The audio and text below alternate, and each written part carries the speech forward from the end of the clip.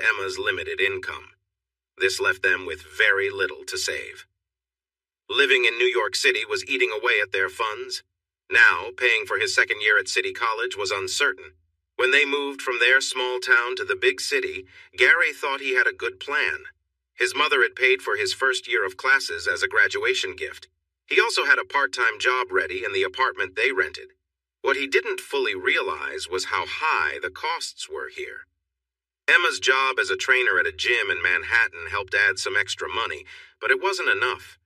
It barely covered her share of food and subway fares. They found ways to save money. They got rid of their apartment's cable TV, phone, and internet service. They kept their cell plans, but used them less and accessed free Wi-Fi when possible. For fun, they took long walks to explore their new city. They exercised at home and ran together to stay fit. In reality, this was mostly for Gary's benefit since Emma's job kept her in great shape.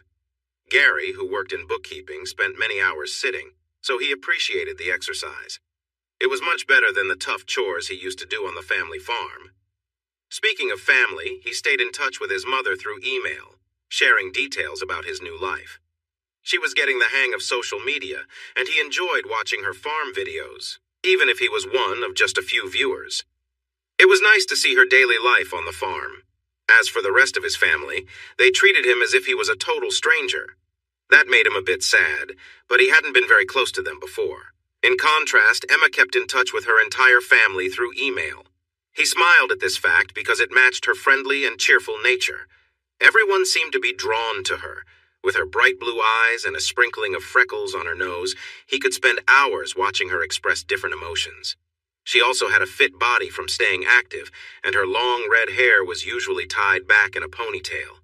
He was in love, and anyone who spent time with her usually felt the same way. This made Gary a bit anxious since they spent many hours apart, and she worked with some very attractive men. He had visited her workplace just once. That was enough to make him feel that he was better off not thinking about how he looked compared to them. He was fit and had a nice build, but he wasn't as muscular as they were. He knew Emma loved him, but a small voice in his head kept whispering that he wasn't good enough for her and that she deserved someone better. He found it hard to deal with that feeling and tried to hide his worries from her. He closed his laptop and looked across the small table into her blue eyes. She stuck out her lower lip in a playful way, making him smile with her lovely expression.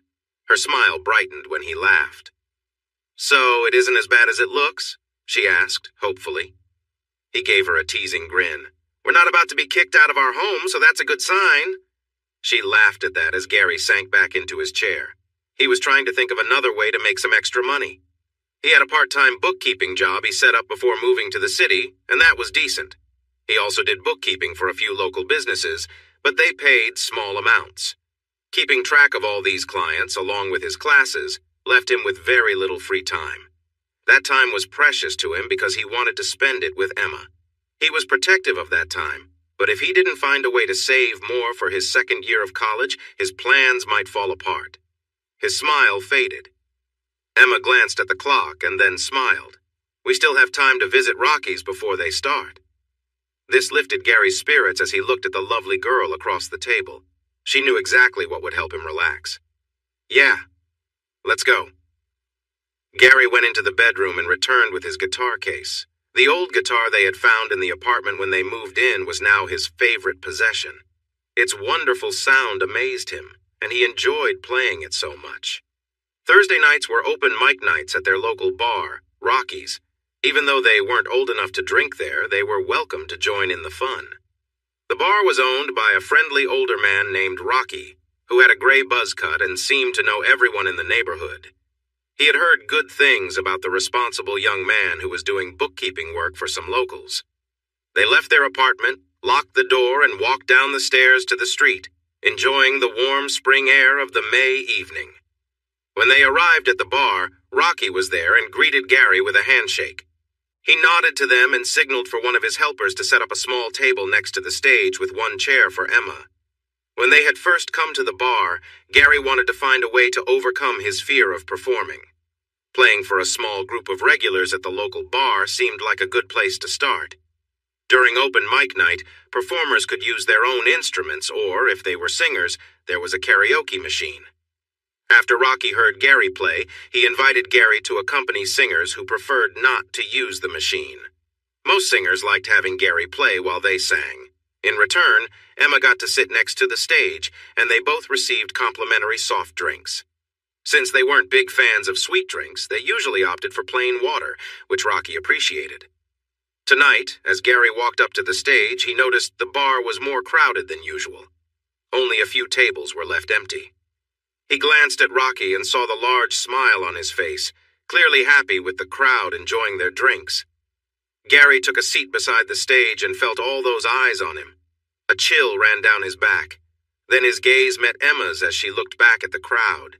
He could see she recognized his nerves, but she gave him a warm smile that made him feel better. Taking a deep breath, he returned her smile and silently said, "I love you." Her smile grew and warmth filled him up. She whispered back that she loved him too, which gave him courage.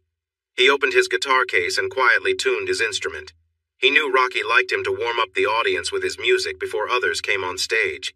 He had been practicing a song and felt ready to perform it tonight. He moved the mic stand closer to his guitar and looked at Rocky. Rocky nodded and walked up the stairs to face the crowd. The noise decreased as people looked up at the man in the dark suit. "Welcome to Rocky's open mic night.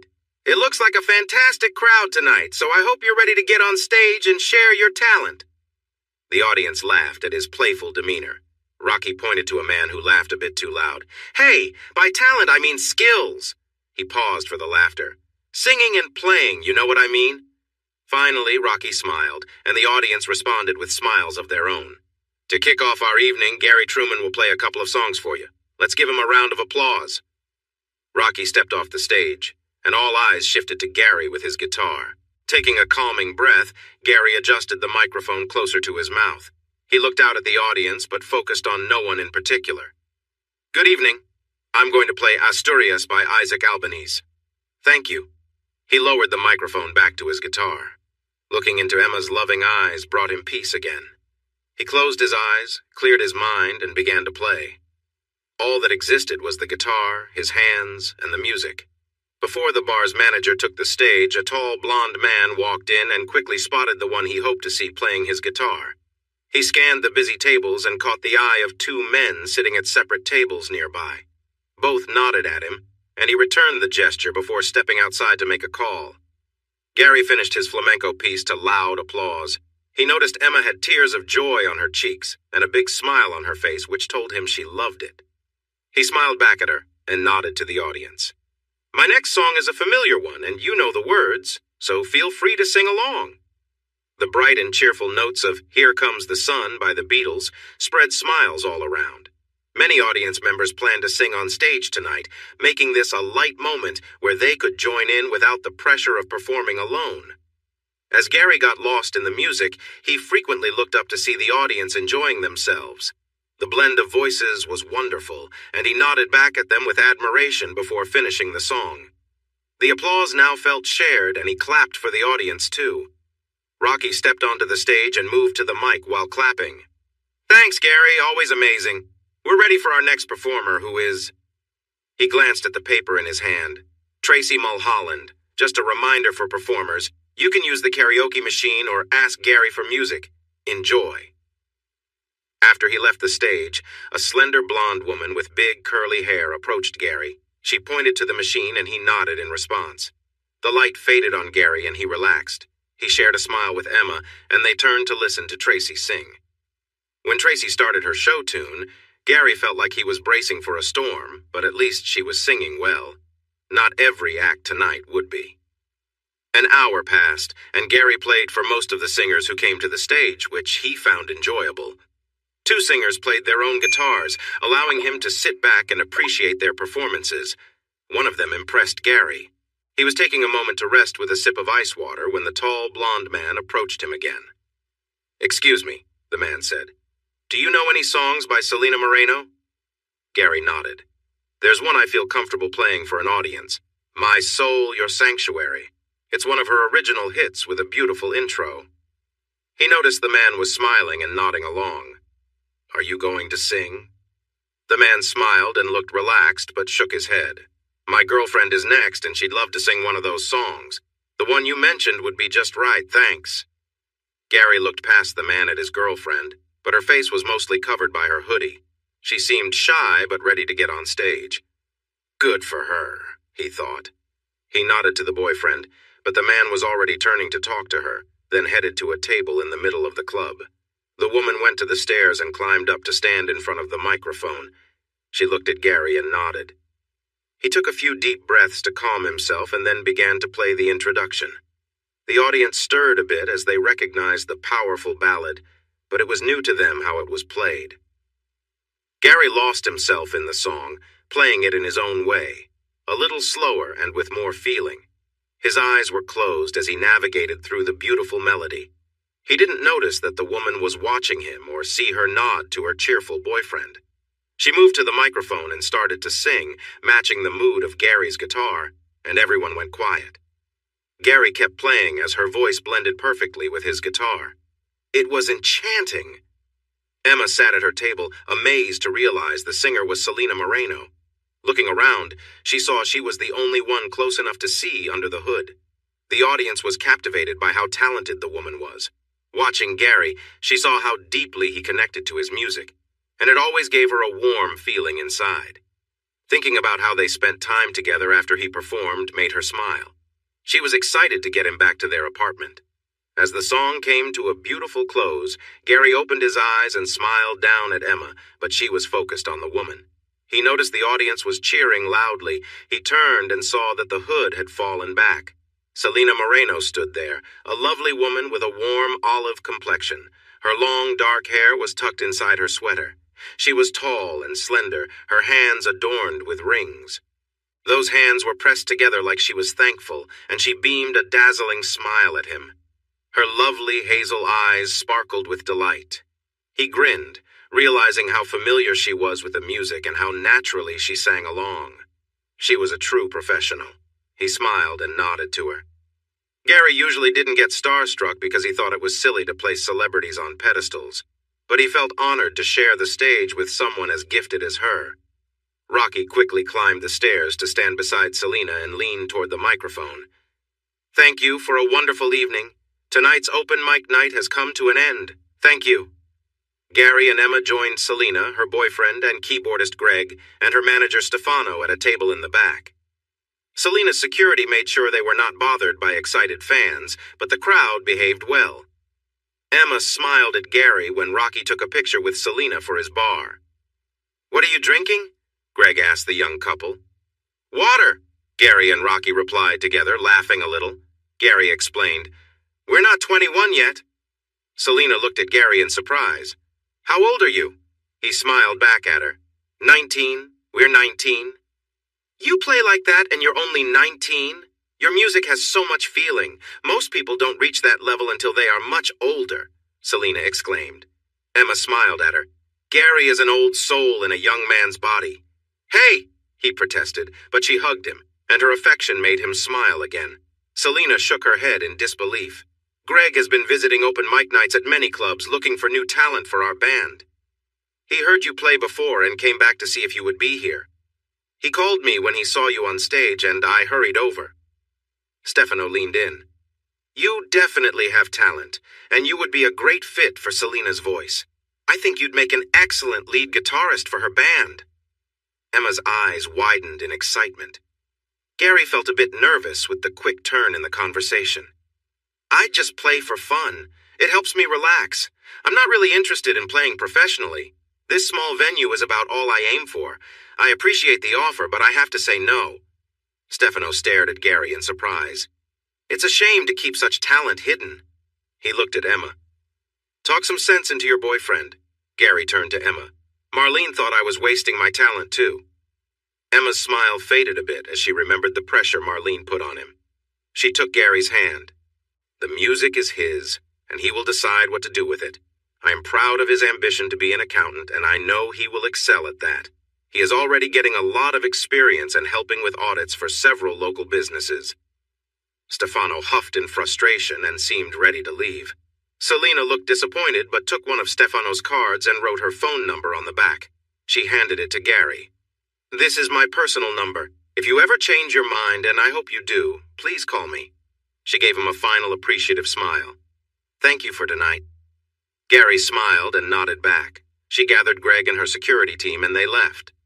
Rocky turned to look at Gary in surprise. That's a chance walking right out the door, the man at the bar said, nodding toward the exit. Gary looked at him and gave a small smile. Do you wish I'd used my music to make a career? He asked Emma softly. Emma shook her head, smiling back. No, you have to stay true to what feels right. If music isn't your path, then don't force it. She touched his cheek lightly. I'm tired, though. Let's head home. Gary grinned, picked up his guitar case, and offered her his arm. I'll catch up in a moment. I need to talk to Stefano, Greg said to Selena, who nodded and slipped into the back of the limo, looking a bit tired. Greg walked over to Stefano. Did you get the recording? Stefano smiled and pointed to the two audio technicians, who nodded as they adjusted the recording gear on their shoulders. They had captured everything clearly. She really needs this. Keep me updated, Greg said before he hurried back to the limo. Greg would do anything to make Selena happy. Back at home, Gary placed his guitar case in the corner and thought about the night. Playing for Selena had been a thrill. She was on another level, more talented than anyone he'd played alongside before. He felt proud of himself for performing so well, especially in such a busy club. There had to be at least 60 people there, far more than the usual crowd. For a brief second, he imagined performing with her on a grand stage, maybe in a stadium in front of thousands. Just the thought made his nerves flare. He shook off the thought and took a deep breath as Emma walked up quietly behind him, wrapping her arms around his shoulders. Oh, didn't mean to startle you, she said, noticing his reaction. He turned to reassure her. No, it's all right. Just lost in thought. Emma chuckled softly and hugged him tighter. Gary. Emma's voice pulled him back to the moment, her hand reaching out to bring him closer. They shared a warm, lingering embrace, feeling the closeness between them in a comforting silence. They lay together, each feeling the contentment of simply being with the other, grateful for the simple joys they could share. Gary wrapped his arm around her, and they lay side by side, enjoying the peaceful quiet of their home. Moments like these made them feel deeply connected, and it brought a sense of calm to them both. After a while, they settled into the comfortable rhythm of being close, sharing quiet words and laughter until they both drifted to sleep, relaxed and happy. The next morning, Gary felt ready for a new day. College life at the city college was a lot different from high school, in ways he hadn't expected. He would have to pay for his classes next year without help, and things didn't look good for him to have enough money. He really didn't like the idea of taking out a loan because he didn't want to start his life with debt. He had seen his parents struggle with money on the farm, and it was a tough subject for him. It had been a little over a week since he met Selena Moreno, and things had returned to normal for him. He missed the last open mic night because one of his clients needed help with their accounts after their accountant made a mistake. It was Friday afternoon after their last class, so Gary was in the cafeteria where his study group gathered before going their separate ways. Everyone was there. Brock Thielsen, Lee Chang, Jasmine Goldman, and Gary. Brock was tall, slim, and handsome, always dressed well. He was the first openly gay guy Gary had hung out with. Gary was learning to stay calm when Brock said surprising things. He started to think Brock enjoyed joking around with him. Lee was slim and cute, but she was very competitive, even if she often apologized for it. She liked to blame her mom for her shy behavior. She also liked to hear Brock's adventurous stories, and he was always happy to tell them, especially when Gary was nearby. Jasmine was lively, clever, and friendly, but maybe too playful. She had pretty eyes and a strong nose. She was the shortest of the group, just over 5 feet, but she had a curvy figure. She often leaned against Gary, who was taller and leaner. Jasmine knew Gary had a crush on Emma, but she couldn't help but tease him because he was the only straight guy in their group. She said it was all in good fun. Gary wasn't so sure about that. They were discussing the quiz they had just taken, and Gary felt good about his answers. Jasmine was upset about some mistakes she made and playfully hit Gary's arm before leaning against him when she found out he did well. Gary was about to tell her to sit up when he suddenly froze. The people at the next table were listening to the radio a bit loud, and what was playing caught his attention. Jasmine looked at him in surprise when he didn't push her away. She noticed his surprised face and where he was looking. Brock was about to say something, but Jasmine shook her head and started to listen too. Lee glanced at the table next to them and saw two women listening carefully with big smiles. Lee didn't really know what good or bad music was, so to her it was just noise. She was about to ask them to turn it off when Jasmine touched her arm and pointed at Gary's face. As the last sounds faded, the DJ spoke up again. That was Selena Moreno's latest song, a new acoustic version of her hit My Soul, Your Sanctuary.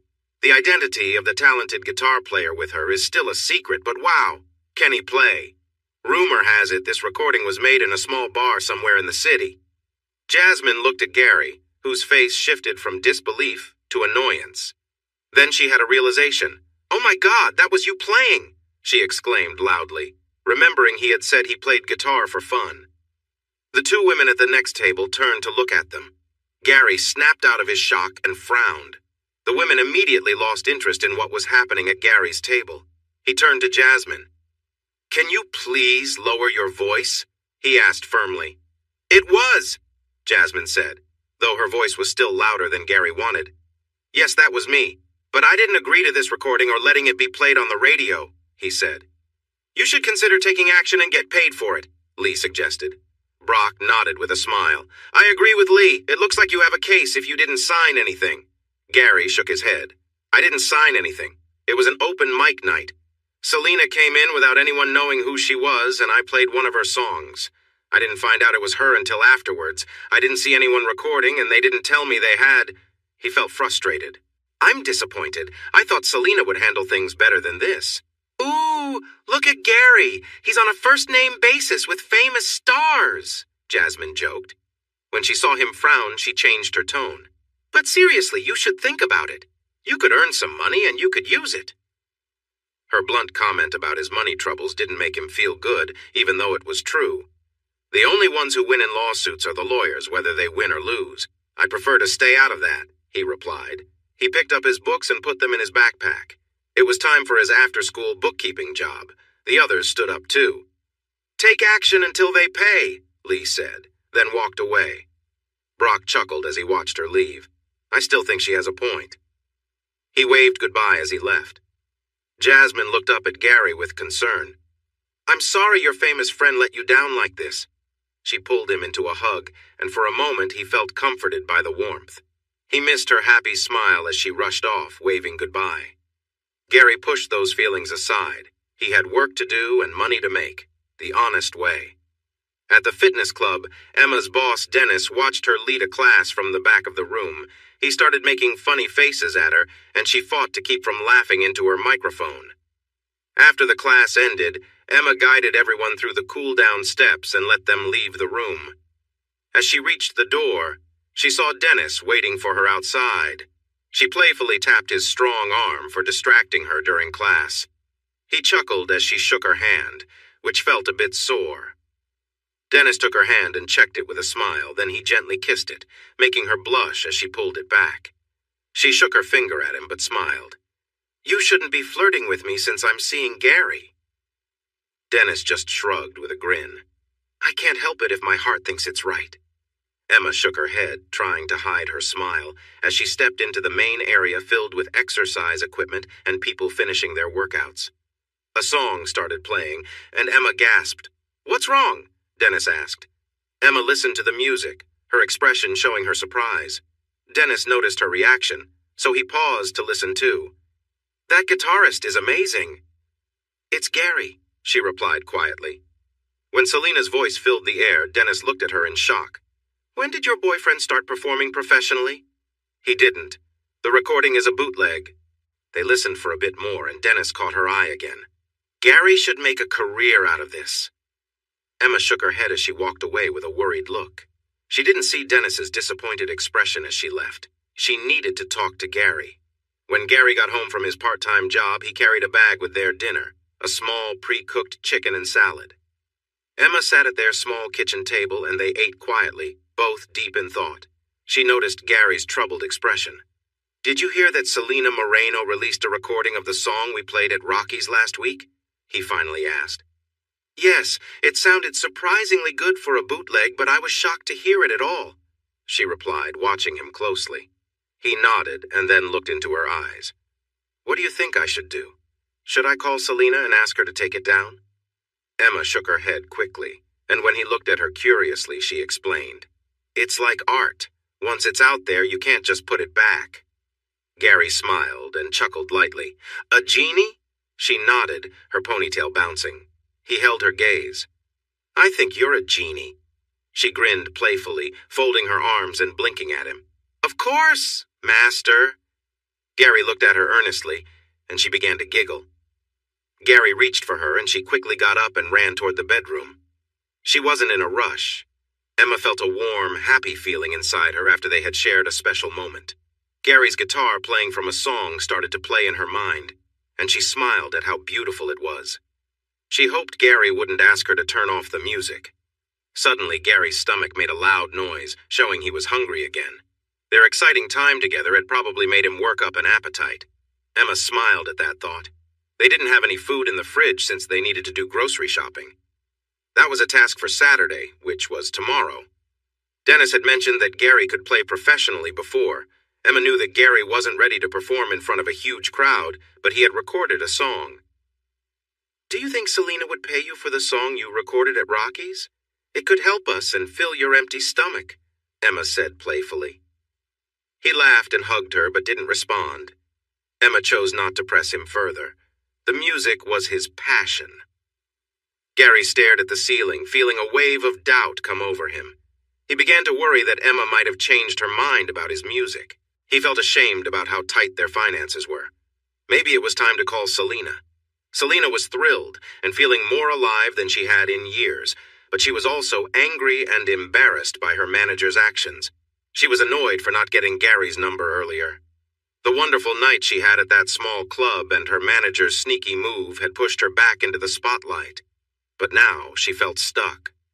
She walked around her living room, considering going to every door near Rocky's to find Gary. When her phone rang, she jumped. She quickly answered, Hello? Hi, am I speaking to Selena Moreno? Gary's voice came through. Oh my gosh, Gary, thank you for calling. I'm so sorry I didn't ask for your number to explain what happened. Yeah, I was surprised when I heard the song on the radio. I didn't expect that, he said somewhat awkwardly. I didn't know about the recording until I heard it on the radio, too. My manager did it without telling me. I'm really sorry they put you in that position, but I can't say I'm sorry everyone got to hear it. Your guitar made the song something special. It's even better than the original. Gary seemed taken back by her praise. That's really nice of you to say. I'm not just being nice. It's my song, but with you playing, I felt emotions that the original didn't capture. You made that happen. There has been a big increase in interest in my music, but the new version feels so different from what I'm used to. I really need your help, she said. Gary paused for a moment before responding. I love music. I taught myself how to play, and it's my happy place. It's where I go to escape from the stress of life. People say I should make money from it, but if I do, it might lose what makes it special for me. I've always struggled with stage fright, so I usually play for Emma and some friends. I've been going to Rocky's open mic night to help with my nerves. Usually there are only a few regulars, so the night we met was a different experience for me. I managed because Emma was there, and I closed my eyes to focus on the music. The thought of performing in front of larger crowds makes me very anxious. I'm sorry, I just can't do it. Selena thought hard about how to convince him to play with her again, and then she had an idea. She needed to learn his new sound, and she could do that without going on stage. If they could play together, maybe even make an album, she could pick up his style and give her music a fresh feel. Gary, would you be open to making a studio album with me? She asked. He seemed surprised. Really? What does that involve? He replied. We would get together and play some music, we could try out songs and write new ones, then we can go to a studio and record them. This would help me capture the feelings your music brings out in me, Selena explained, hopeful. Gary took a moment to think. Atu could probably do that. There won't be a lot of strangers, right? Selena did a little happy dance. No, just a small group of close friends. All right, that sounds good, he said, feeling more sure. She twirled around the living room. Could you and Emma come to my place for dinner tonight? Greg and Stefano will be there to discuss the contract. I really need their help. Then we could do some recording on Sunday. I actually work on Sunday afternoons to review the accounts for some local businesses, and I've been doing some auditing. If you ever need an accountant, I'm your guy, Gary joked.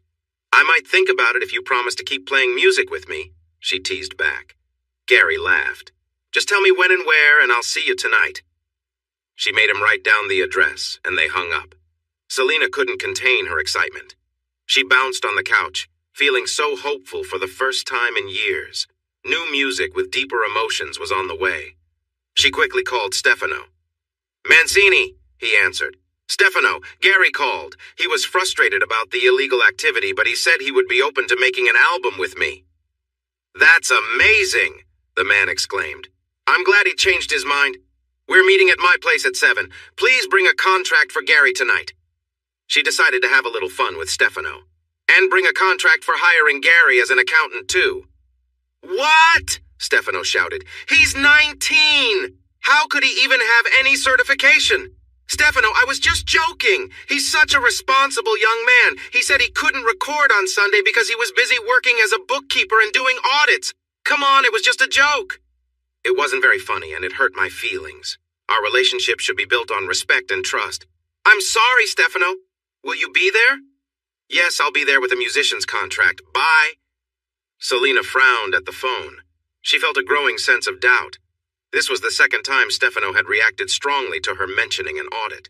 Maybe she should ask Gary privately what an audit would really involve. Gary looked at his cell phone, wondering where this unexpected change in his plans would lead him. He was worried about risking his happiness for money, but he needed to do something to protect his future and support Emma in the best way. He heard the front door open, and Emma's cheerful voice as she chatted with a neighbor. Emma made friends wherever she went. He smiled as she closed the door and turned to him. Making new friends? He asked. No, it was Sam and Raphael. I saw them again in the laundry room this morning. They are such a cute couple. He's tall, dark, and handsome in a mysterious way, and she's blonde and bright like sunshine. They are very different but perfect for each other. They're both in school. She's training to be a hospital administrator, and he's going to be a surgeon. Gary looked at her with interest. I haven't met them yet.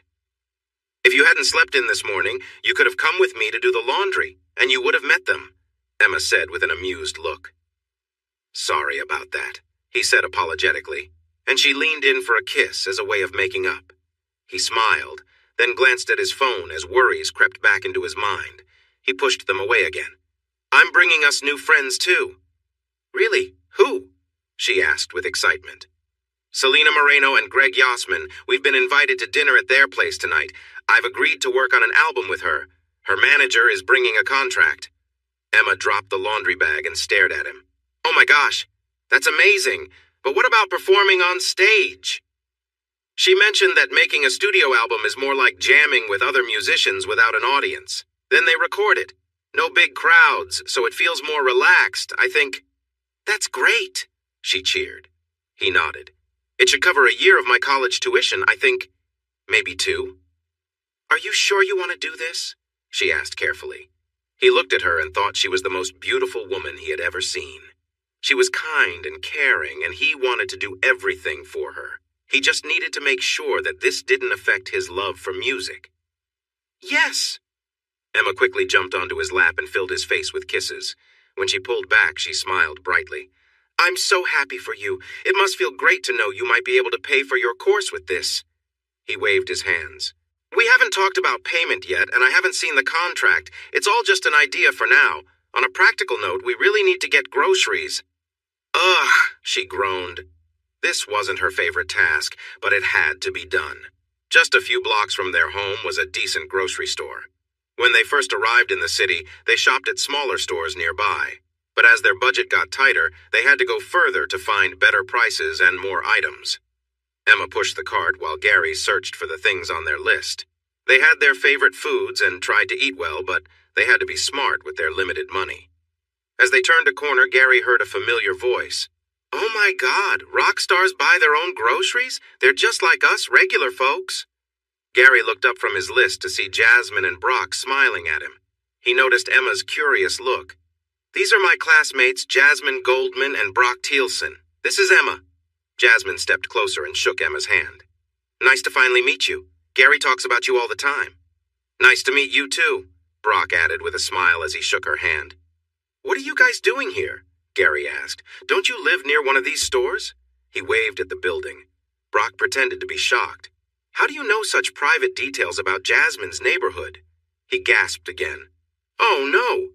The secret has been revealed by such a simple clue. Jasmine laughed, and Gary rolled his eyes at them. Come on, Brock. Last week we looked at Google Maps to compare commutes. I saw the grocery store on the map. Seriously, what are you doing here? I like Brock's story better, Jasmine teased, winking at Gary.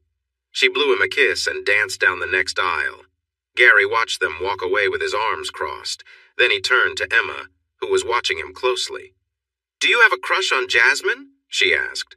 A little less today, he replied, frowning. Do you think she's pretty? Emma asked, trying to hide a grin.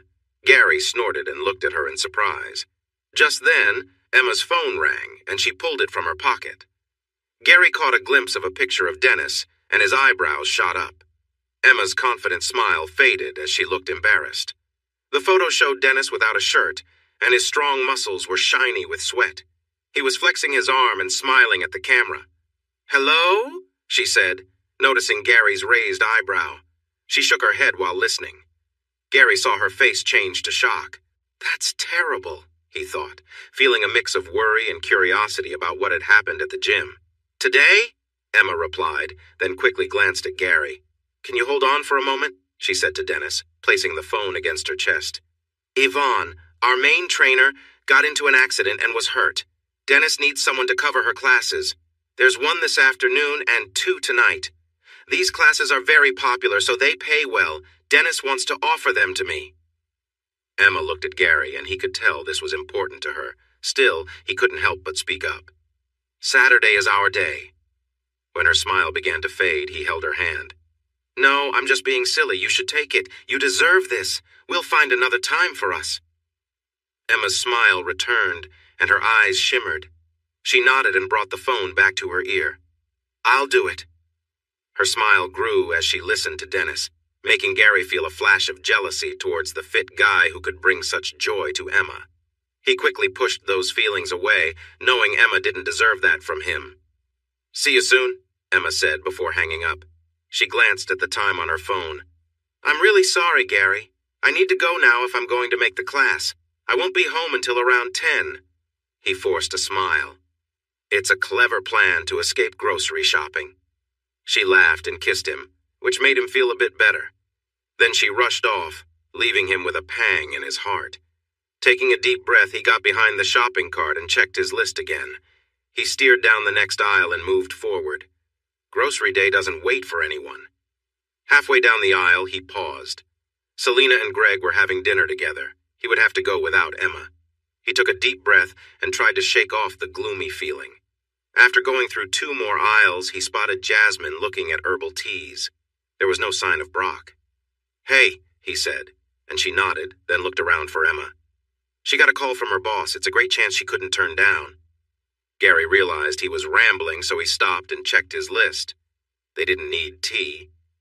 Where's Brock? Jasmine smirked. He met someone cute and they went off for lunch or something. Gary waved his hand, not wanting to know more, then continued on his way, battling his gloomy mood. Jasmine walked alongside him. Are you okay, Gary? She asked softly. Oh? Yeah, he said casually. He picked up his last item and headed to the checkout. She joined him, carrying a small basket with some tea and a bottle of jam. Their eyes met. Okay, I was actually following some celebrities today. I was bored and thought it would be fun to spend time with you and Emma. Brock came along because he loves to tease you. She noticed how much Gary was buying. It seems like you could use some help with that. He sighed. Yeah, that would actually be helpful. After paying for his groceries, he placed them into his reusable bags, which had comfy handles. They walked the few blocks back to his apartment, chatting about their assignments for next week. Gary wasn't too worried since he was already doing some of the steps for local businesses. Jasmine was curious and wanted to know his secrets. All I can do is help you in our study groups. You need to learn this on your own or it won't stick, If I see you struggling, I'll guide you back on track," he said. "Why are you taking this course if you already know this stuff?" she asked. He chuckled. "Hey, I'm learning too. Besides, I need this course for my certification. After that, I can ask for a better salary for the work I'm doing since I'm not being paid much right now." Once they were in his apartment, Jasmine took a seat at the small kitchen table while Gary put away the groceries. "So, Brock is having another casual fling?" Gary asked. Jasmine laughed. "Oh my God, you sound like a grandpa saying that."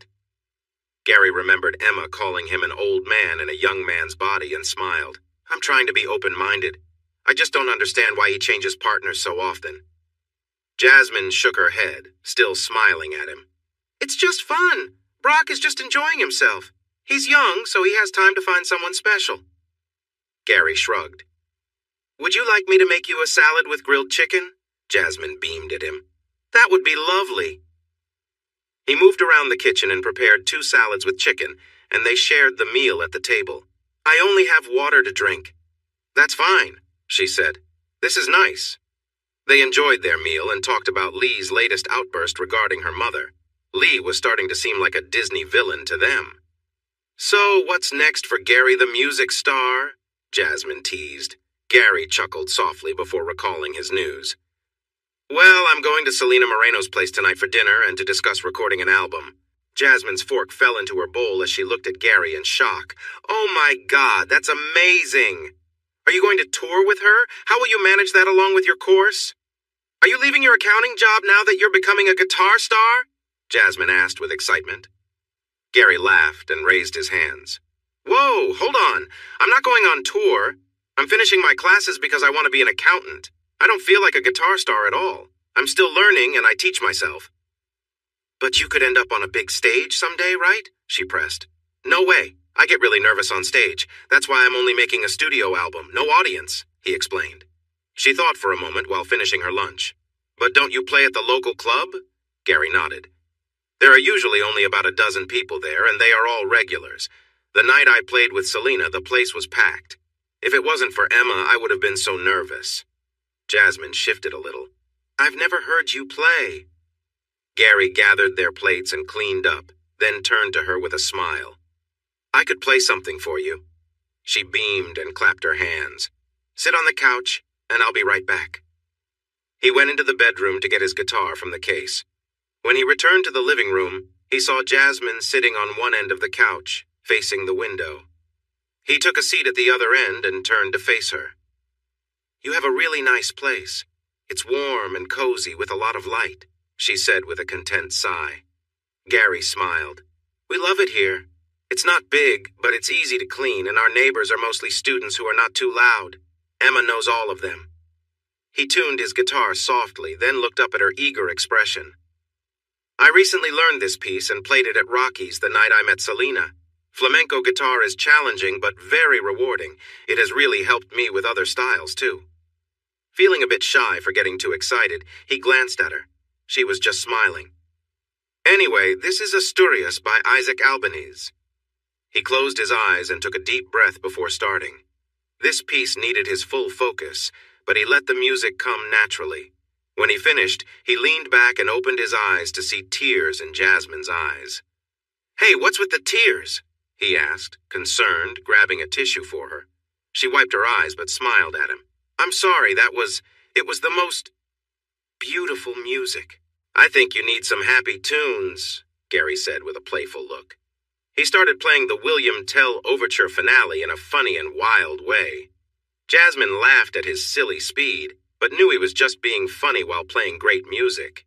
He pretended to be out of breath at the loud part and smiled at her as she clapped. "That was so good. You're a little crazy, though." Gary quickly pulled up the jingle for Almond Joy candy. "Sometimes you feel like a nut, sometimes you don't." To be honest, his singing could use some work. "Okay, I can tell from your face I should stick to playing," he said with a sigh. "You know the saying, you have a face for radio? Maybe you have the voice for silent movies," Jasmine joked. "Ouch," he said, pretending to be hurt. "Oh, come on, you play guitar so well you can do great things even without fancy singing."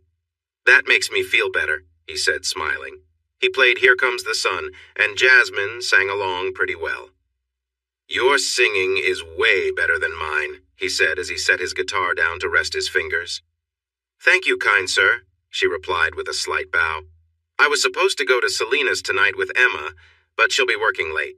Want to come instead? I'll just check with Selena first. You're not one of those fans who follow celebrities everywhere, right?"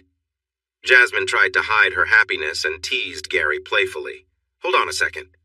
Gary called Selena again. She answered on the third ring. "Hi, what? Yes, I'm still coming, but Emma can't make it. Is it okay if I bring a friend from college? Great, see you at 7, thanks." Gary looked over at Jasmine. "You're in." Jasmine jumped across the couch with a joyful squeal and hugged Gary. He was surprised, but her happy energy felt nice. He gently let go and saw her smiling brightly, which made him blush. He noticed her excitement was showing a bit, and he quickly looked away, feeling his face warm up. They spent the next hour sharing stories about their families. Jasmine loved hearing about his farm experiences and asked to see his mom's vlog. "Oh my goodness, that sounds so sweet. I need to subscribe," Jasmine said as she quickly found the channel on her phone to hit like and subscribe. "Awesome. Mom now has 3 subscribers," Gary said a bit awkwardly. "You're not embarrassed by your mom, are you, Gary?" Jasmine asked with big eyes. "No. I think she's one of the most amazing women I know. It's just that her vlog is pretty simple, and the things she shares are things I already know, so it's not very exciting for me. I wonder how others see it. The internet can be a tough place. I don't want anyone to be mean to my mom," Gary said, feeling protective. Jasmine nodded. "I understand. It can be a harsh place, but many women like your mom are trying new things and sharing their stories. My grandmother, or Bubby, is one of them.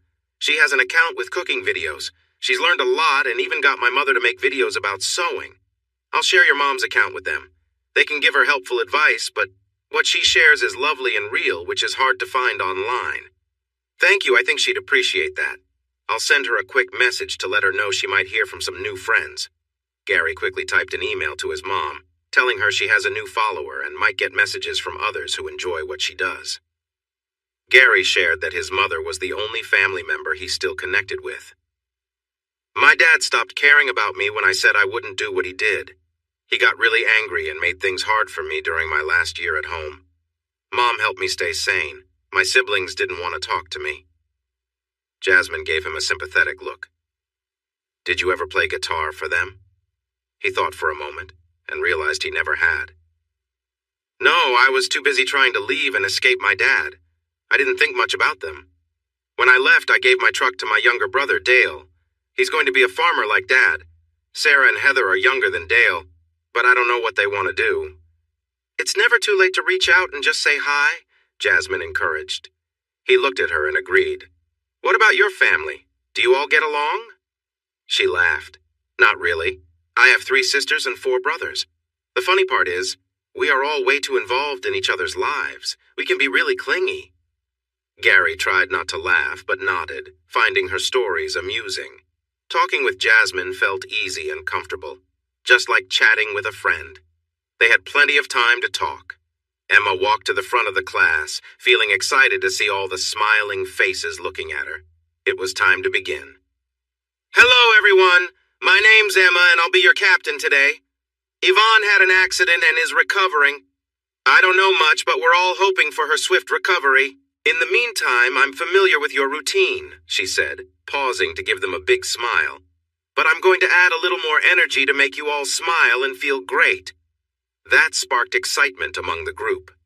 "Let's get organized. It's time to get moving." She showed them her biggest smile, and their energy rose again. Emma began the class with a slow and soulful song by Gary and Selena. She guided them through deep stretches, noticing smiles on everyone's faces. As the song neared its end and the tempo picked up, she encouraged them with kind words. She gradually increased the energy until they were all moving energetically together.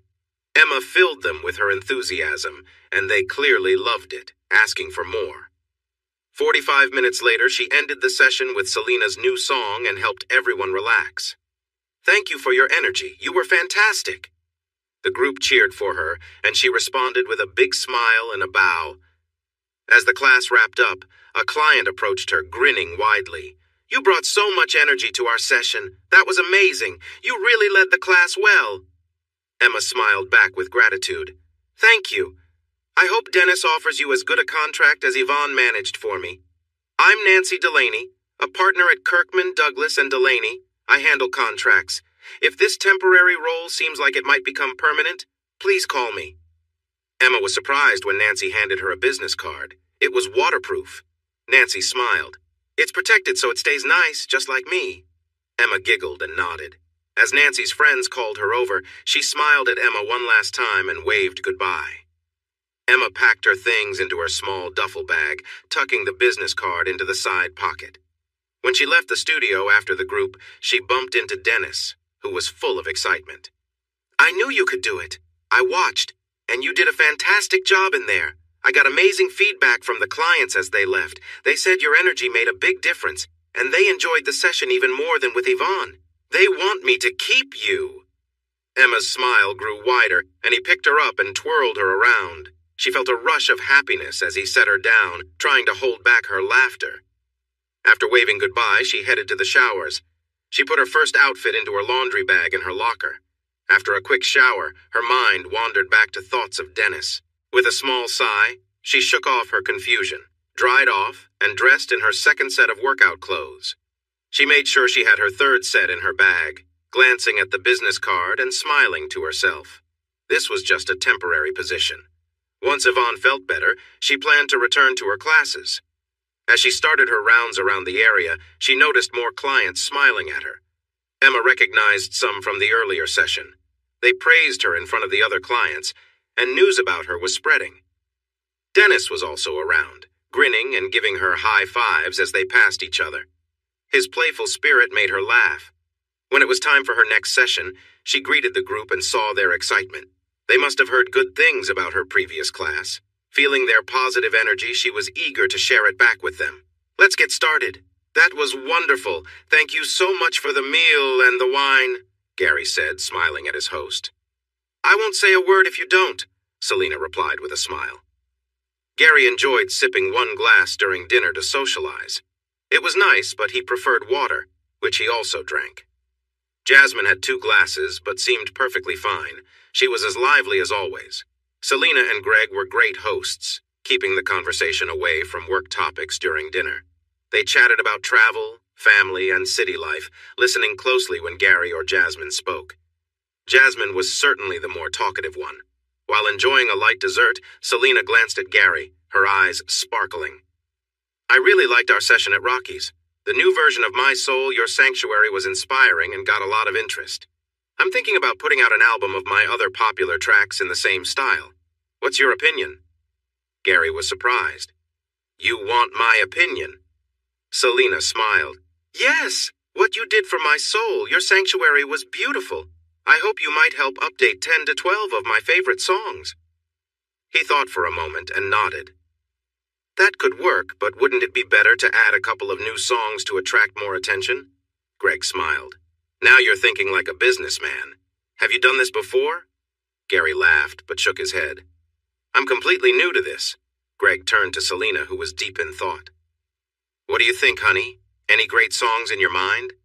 "I have some lyrics I wrote last year that I can't find the right sound for," she replied softly, looking at Gary. He watched her until a smile lit up Selena's face. She dashed upstairs and soon returned with her journal. "This is my favorite," she announced, and read the words as they listened closely. Greg jumped up, went into the next room, and came back with a portable keyboard and stand. He set it up next to his chair. "This is what I thought of," Greg said as he played a few notes, but Selena shook her head. She turned to Gary. "What do you think?" He looked at her awkwardly. "If I had known we were doing this, I would have brought my guitar." "You do have something, right?" Selena asked excitedly. Greg hurried out of the room again. Gary nodded slowly. "But first, how do you want it to sound?" Selena smiled. "I see it as a sweet but sad song about lost love." Gary smiled back and agreed that was more like what he was thinking. Greg's earlier version was a bit too gloomy. Greg returned, looking apologetic. We don't have any usable acoustic guitars, but I do have a nice electric one. Can you play this? I played one once and it went well, Gary said. Greg smiled and handed him the guitar. As Gary adjusted the strap and got used to the instrument, Greg came back with a practice amp and plugged it in. He connected the guitar to the amp, turned the guitar's volume to the max, then turned on the amp and increased its volume before giving Gary a nod. When Gary plucked a string, he was startled by the loud sound. Isn't that too loud for your neighbors? Selena smiled. We had the place soundproofed before we moved in. The noise that gets through isn't too much, and most of our neighbors are older with less hearing. Gary nodded and practiced a little with his favorite flamenco piece, trying to get a feel for the instrument. The sound is a bit bright. Can we make it warmer? Greg was looking at Selena with excitement and quickly nodded to Gary. Sure.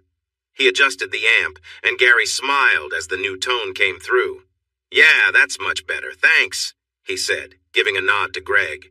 He turned to Selena. This is what your lyrics made me think of. He started softly with a hopeful sound, drawing his audience in. The notes became gently sad, but still carried a sense of hope. When he reached the chorus, the mood shifted as he felt the ache from Selena's lyrics about loss. Yes! Gary stopped playing at Selena's excited shout. He looked at her worried, but she was beaming. She suddenly took his head between her hands and kissed him. Before he could react, she jumped into Greg's arms, laughing. Gary blinked in confusion as Greg looked back at him, equally surprised. Still in Greg's arms, Selena turned to Gary. That's the sound I've been looking for! It's perfect! Oh, okay, Gary mumbled. He noticed Jasmine staring at him in amazement and sighed, rolling his eyes. Selena got down from Greg's arms. Get the recorder! Once again, Greg dashed into the next room. He came back with a cart full of electronic equipment. The cart was plugged into the wall, and then Greg unplugged a cord from the practice amplifier and connected it to a panel on the cart. He ran another cable from the cart back to the amp. Next, he plugged in the keyboard and then he handed Selena a microphone. Gary watched all of this with interest, but he was unsure about some of the cables. He met Selena's gaze as she turned around with the mic. Are we going to start the studio album now? He asked nervously. I haven't signed anything yet. Greg smiled at him. There's that business sense again. It's great to see someone creative think like that. Hey, Selena said playfully, pretending to be hurt. Sorry, Selena, but you know business isn't your strength, Greg joked. He turned back to Gary while Selena pouted. This isn't for the studio. When we practice, we record everything to catch ideas we might forget. We can listen back and decide what parts we want to use for our studio recordings. This device will capture everything we play and allows Selena's lovely voice to be recorded separately. Gary nodded, smiling. That made sense to him. Can we try playing that again, what you were doing? Selena asked Gary with hope in her eyes. He smiled back at her. As long as you don't surprise me out of the song again. She smiled playfully and Greg started the recording, giving her a nod. She held the mic close. Saturday the 15th, Selena, Greg, and special guest Gary Truman. Audience of one, Jasmine Goldman. Recording untitled song 376. Not the most romantic title, Gary joked. I'll think of a better name later. Now go ahead, Gary, she said. He smiled and settled into the music again, playing as he closed his eyes and lost himself in the melody. He didn't see Selena and Greg share a grin, or Jasmine smile at them. Greg began to play along as Gary finished the intro, and Selena's voice joined in as she held her journal to see the lyrics. When she reached the chorus, Selena's voice caught slightly at the sound of Gary's guitar, which seemed to express sadness. She managed to keep singing through it and continued to the next verse. After repeating the chorus, Gary felt inspired, and the notes from his guitar grew strong, like his heart was full of emotion. Greg tried to follow along, but the guitar took the lead in the bridge. As the music faded, Selena returned with a happy tune, and Gary wrapped it up gently. Jasmine was amazed. She had just seen a song come together from start to finish in just 2 moments. She realized this was possible only because Gary felt his music deeply. They had been in school together for months, and Gary had never shown strong feelings before. Today, Jasmine spent the whole day with him and decided he was the calmest and coolest guy she had ever met. He could be funny and love to laugh, but nothing seemed to stir him up enough to show strong emotions. Gary was the opposite of everyone in her family. At times, She thought he might not really feel anything at all. But then this happened. As she watched him play, it was clear he felt his music deeply. His emotions were strong and vibrant, and he shared them effortlessly through his guitar. She held back tears, moved by what she heard. If only he wasn't so in love with Emma. Selena noticed Greg reaching over to turn off the recording. He checked the file and smiled, confirming it was great. Gary blinked as he came out of the music and smiled at Selena. "Was that okay?" Selena burst into joyful laughter and hurried over to hug Gary. It was a little awkward with the guitar between them, but Gary smiled happily. "So, you liked it?" "Gary, it was beautiful," she exclaimed. Then she looked over at Jasmine. "Don't you think so?" Jasmine struggled to clear her throat and quickly nodded. "She's speechless. That's a big win for her. I'm honored," Gary joked. Jasmine finally spoke up. "I was going to say nice things about your playing, but now I'm not so sure," she said playfully, though her voice trembled a bit. Selena and Greg laughed. "That's a sure hit," Greg said, pointing to the recorder. Suddenly, there was a thump at the front door, and Greg quickly jumped up. When he came back, Stefano was with him. Gary could tell Stefano felt uneasy and wondered if it was because of him. "You have to hear this," Selena exclaimed, and Greg played the song for Stefano. Gary noticed a difference between this recording and what he heard on the radio, but it was still very good. Selena's smile was huge. "What do you think?" Stefano looked impressed as he stared at the recorder, then glanced at Gary before turning to Selena. "I've never heard that one before. Didn't you say you'd be redoing your old hits?" "It's new. I sang the song once for Gary, then we recorded it in one go," she said excitedly. "Wow!" Stefano said quietly and looked at Gary again. Gary could tell that Stefano was uneasy around him. It was probably because of the bootleg he had made. "I need to leave, but I brought the contract for Gary to sign," Stefano said. "I'd like you to explain it to me since this is my first musician's contract. I have some questions," Gary smiled. "I don't have the time tonight," Stefano replied. Greg frowned at him. "Did you not hear the amazing music we just played? We have something special here." Stefano shoved the contract into Greg's hands. "You explain it to him and get the signature. I have things to do. I'll be back for this in the morning." Everyone watched as Stefano hurried out the front door. Greg followed him and locked it. When he turned back, he noticed Selena looked upset. "What's wrong with that guy?" Selena complained. "Did I say something wrong?" Gary asked, confused. "I'll talk to him in the morning," Greg said, placing the contract on the coffee table. He knew how to make Selena feel better. "What classic songs do you think would work best with Gary's style?" Selena's mood switched to happy as she flipped through her journal. Greg shared a smile with Gary. They agreed. There was nothing better than making someone you care about happy. Emma was tired, but also thrilled. Her last class had been the best of the three, and everyone cheered when it ended. Behind the glass in the back of the room, other clients had paused their own workouts to watch her energetic session, after so many people were smiling that her cheeks hurt from grinning. Her body was pretty worn out, too. She had put a lot of energy into her routines, or rather Yvonne's routines, but she had added her own twist. The clients loved it and wanted more. Her skin tingled with leftover excitement. She was also very hungry and hoped Gary didn't have trouble finishing the grocery shopping after she left. She stepped out of the shower and dried off. She put on her clothes for going home and packed her laundry bag into her gym bag. She would need to wash these for her next classes. She was excited to do it all again.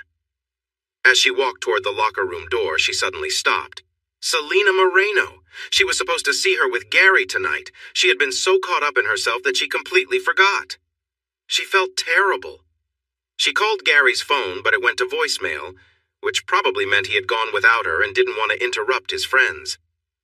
"Sorry, Gary. I just remembered that I was meant to visit Selena Moreno's house with you. I hope you went and had a great time. I'll see you at home. I love you." Emma didn't really enjoy leaving messages. They always felt a bit empty. She stepped out of the changing room and walked toward the exit. There was Dennis, waiting for her with his cheerful smile. He wore a dark jacket and a white shirt with gray pants and black shoes. His big muscles made him look a bit scary, but his happy smile showed he was friendly. Emma's cheeks hurt a little as she smiled back. "What are you still doing here?" she asked. Normally he left before the last session since he came in so early. "Who could leave without seeing that amazing show? Everyone was cheering for you at the end," he said enthusiastically. Emma laughed. "You're being silly. They were not." "Okay, but they were cheering loudly. I haven't seen that since the early days when Yvonne and I opened the club." "What happened to her?" Emma asked, feeling her stomach rumble. Dennis looked at her. "How about I treat you to dinner before you get too hungry, and I'll tell you?" "You don't have to do that," Emma replied. "You really helped us out today, so please let me thank you with a meal. It's the least I can do." Emma thought about going home to her empty apartment and cooking for herself. A free meal would save some money, so she nodded. He motioned for her to lead the way, and they walked together on the sidewalk. "There's a nice restaurant at the Hilton just down the street. They have a great Caesar salad with grilled chicken."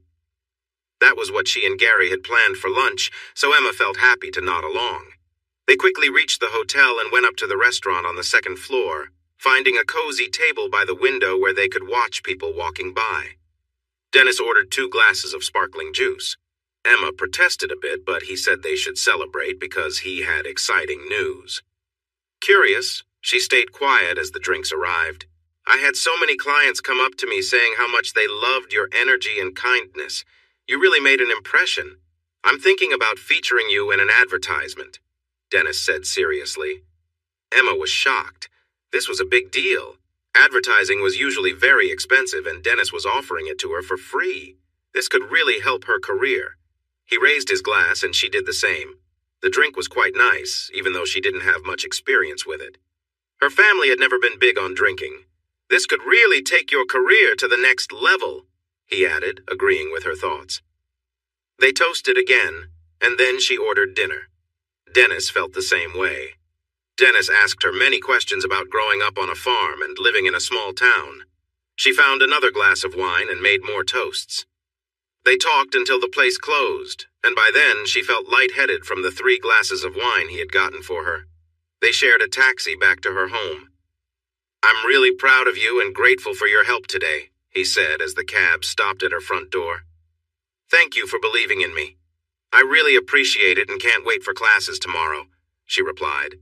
"I'll see you there," he said with a big smile and leaned in to hug her. She sighed a little, feeling his arms around her, and he gave her a quick kiss on the cheek before opening the door. She stepped out, slightly unsteady, her gym bag over her shoulder as she glanced back. He pointed to the door, showing he was waiting for her to get inside safely. She struggled with her keys and suddenly felt someone behind her. She turned and saw a tall, dark man waiting for her to open the door. "Hey, back off!" Dennis said, quickly stepping out of the cab.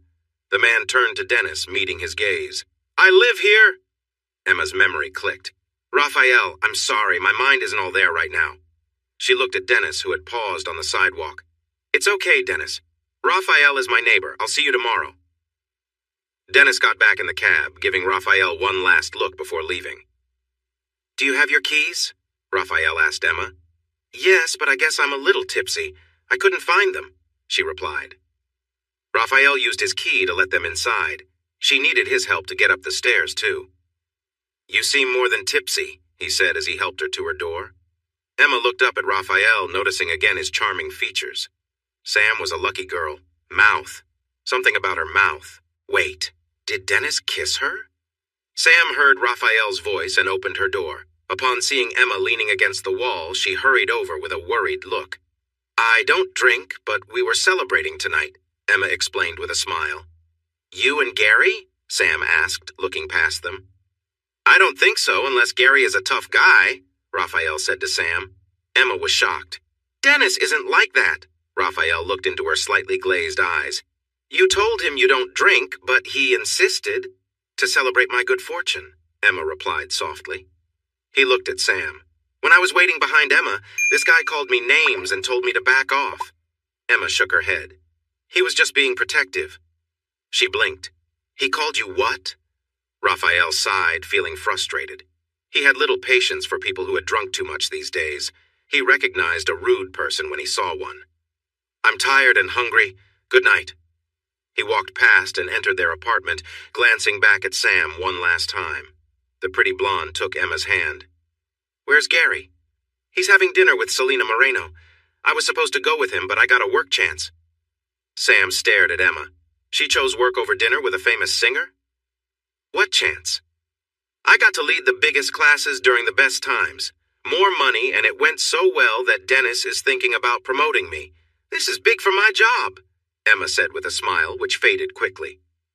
"But Dennis didn't tell me about Yvonne," she said, sounding upset. "Who's Yvonne?" Emma looked at her. "She's the one whose classes I covered. Dennis mentioned something about Yvonne being in an accident." She frowned. "I must sound terrible calling this a chance. It's sad for her, but someone needs to lead the classes. It seems like it will help your career." "Good for you," Sam said, watching Emma's smile return, but it wavered. Time to change the subject. "How does Gary know Selena Moreno?" Sam asked carefully. Emma nodded, grinning. "Did you hear her new song on the radio?" "My Soul, Your Sanctuary. Yes, it's such a great version," Sam exclaimed. Emma's smile grew bigger. That was Gary playing guitar. Sam's mouth dropped open. "Oh my gosh, he's really talented. I thought he was going to be an accountant." Emma nodded. "He is. Music helps him relax. But Selena wants to make a studio album with him." A big yawn escaped her as she leaned against the wall. Clearly, question time was over. "Let's get you inside before you fall asleep," Sam suggested, using Emma's keys to unlock the door. Once Emma was in, Sam placed the keys on the table by the door. "Emma, please lock up after me." Emma turned and nodded, so Sam stepped into the hallway and closed the door. When she heard the lock click, she relaxed and entered her own apartment, locking the door behind her. She turned to see Raphael in the kitchen, enjoying the sandwich she had made for him. He smiled at her. "Thank you for dinner," he said with a sigh. "You could take a dinner with you," she suggested. Raphael shook his head. "Too many risks at work." Working at the meatpacking plant wasn't the safest job, but Raphael was used to hard work and understood the risks better than most. After he finished his sandwich, Sam walked over and hugged him. It gave her a thrill. "Did you hear that Selena Moreno song on the radio?" she asked. "Is that the one with the mystery guitarist? I heard the others talking about it at work," he replied. "It's Gary." Raphael pulled back a little to meet her gaze. "What, the guitarist? That's our neighbor?" Sam smiled and nodded. "Selena Moreno wants to record an album with him. They are having dinner together tonight. Emma was supposed to join them, but she had to work." Raphael hugged his friend tightly, thinking about this situation. He usually stayed out of other people's problems, but he felt Gary might want to know that the man was giving Selena drinks. He was surprised Gary hadn't tried to take a chance with her. "You're a bit tight. You're squeezing me," Sam said. "Oh, I'm sorry," he replied, letting her go. Sam grinned mischievously. "I guess you'll have to make up for it." Raphael chuckled softly. Then he picked her up and carried her to the bedroom. He understood what she wanted. Emma stood in the quiet apartment and felt a little sad. She also felt bad about celebrating her success at the cost of someone else's troubles. She was feeling guilty about enjoying a hug from Dennis and that kiss. It was nothing special, really. Just a simple congratulatory kiss between friends. But he shouldn't have done it. She knew that if she had been sober, she would have stopped him. Emma remembered how Raphael didn't like Dennis giving her drinks. She winced, realizing he was right. She should have said no. She could have toasted with water instead. Looking at the clock, she noticed how late it was. Gary wasn't home, but he was probably having fun with Selena and Greg. More guilt hit her. She should have been there for him. But if she had, she would have missed her big opportunity at work. Besides, Gary knew she needed to go. He told her it was okay. Feeling confused and tired, she made her way to the couch to wait for Gary. But as she sat down, the room spun around her. When it stopped, she took a deep breath and smelled something. Perfume. Emma didn't wear perfume. Had Gary brought someone back to their apartment, Jasmine? That woman had been eyeing Gary at the grocery store. She probably helped him carry the groceries home, something Emma should have done. She stood up, her thoughts racing, and the waves of guilt and doubt weren't making her feel any better. Time to go to bed. Alone.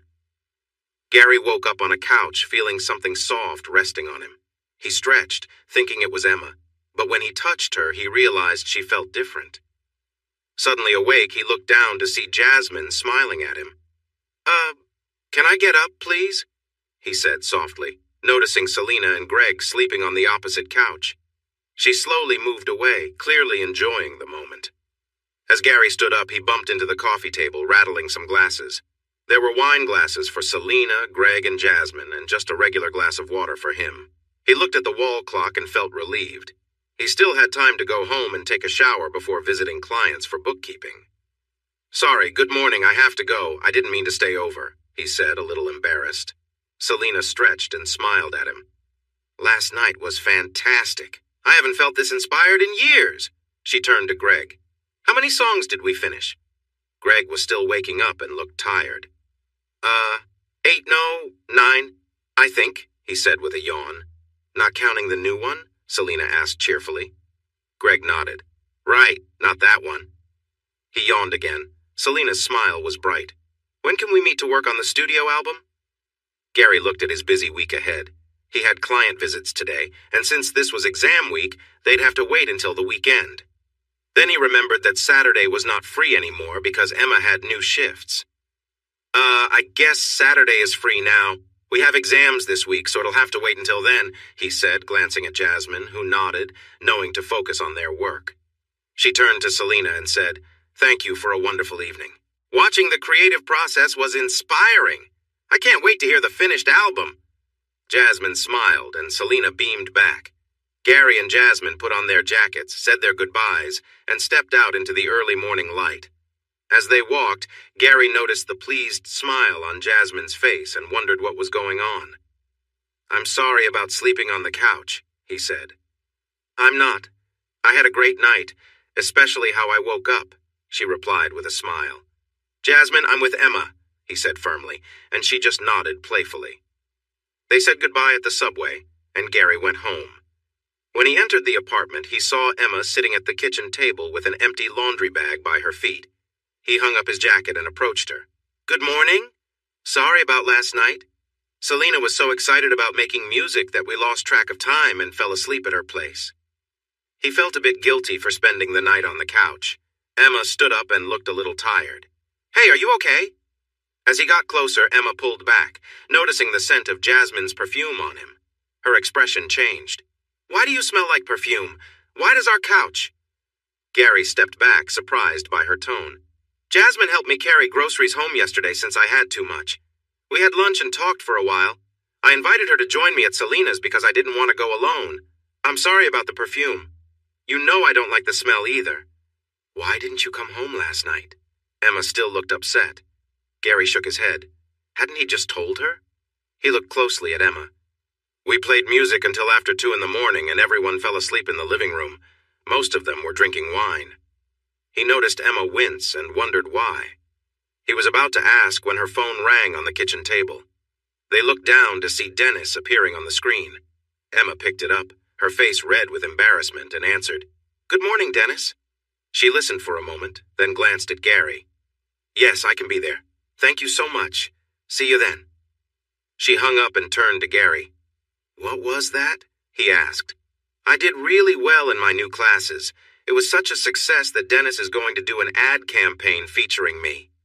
"That's amazing. I'm so proud of you," he said, but felt a bit jealous that another man was involved. He pushed that feeling aside. He leaned in to kiss her, but Emma put a hand on his chest and the other over her nose. "Oh, right. Sorry about the perfume. I'll go take a shower." She smiled at him. "Would you like to join me?" "I can't. I need to do laundry before heading out to meet Dennis at the photo studio," she replied awkwardly. He nodded as she headed for the door. When the door closed, Gary sighed and walked to the bathroom. He really wanted to change out of these clothes. They reminded him of Jasmine and how nice it felt to relax together. Gary felt his face heat up. Maybe the shower would help clear his mind. Dennis stood in the photographer's outer office as the man set up the studio. He had used his friend Dino's services before, but the billboard near the gym and signs in busy spots would cost a good amount. Everything needed to go well. The main focus of this ad was Emma. She represented the youth and health his gym wanted to promote. The challenge was that he also needed her charm, and she was quite reserved. Emma was beautiful, and her smile was captivating. Everyone at the gym said they felt welcome by her friendly nature. The workout clothes she wore were fitted but not too revealing. Dennis picked up the outfits for their shoot, which would add some energy to the photos. His job was to help Emma feel comfortable. Since he was already wearing his, she should too. "Okay, all set. All we need now is the girl," Dino said with a smile at his friend. Dennis nodded. "The pictures should show youth and happiness. We want them to look lively, but we'll avoid any suggestive themes to keep Emma comfortable. She can be a bit strict at times." "Yeah, I understand.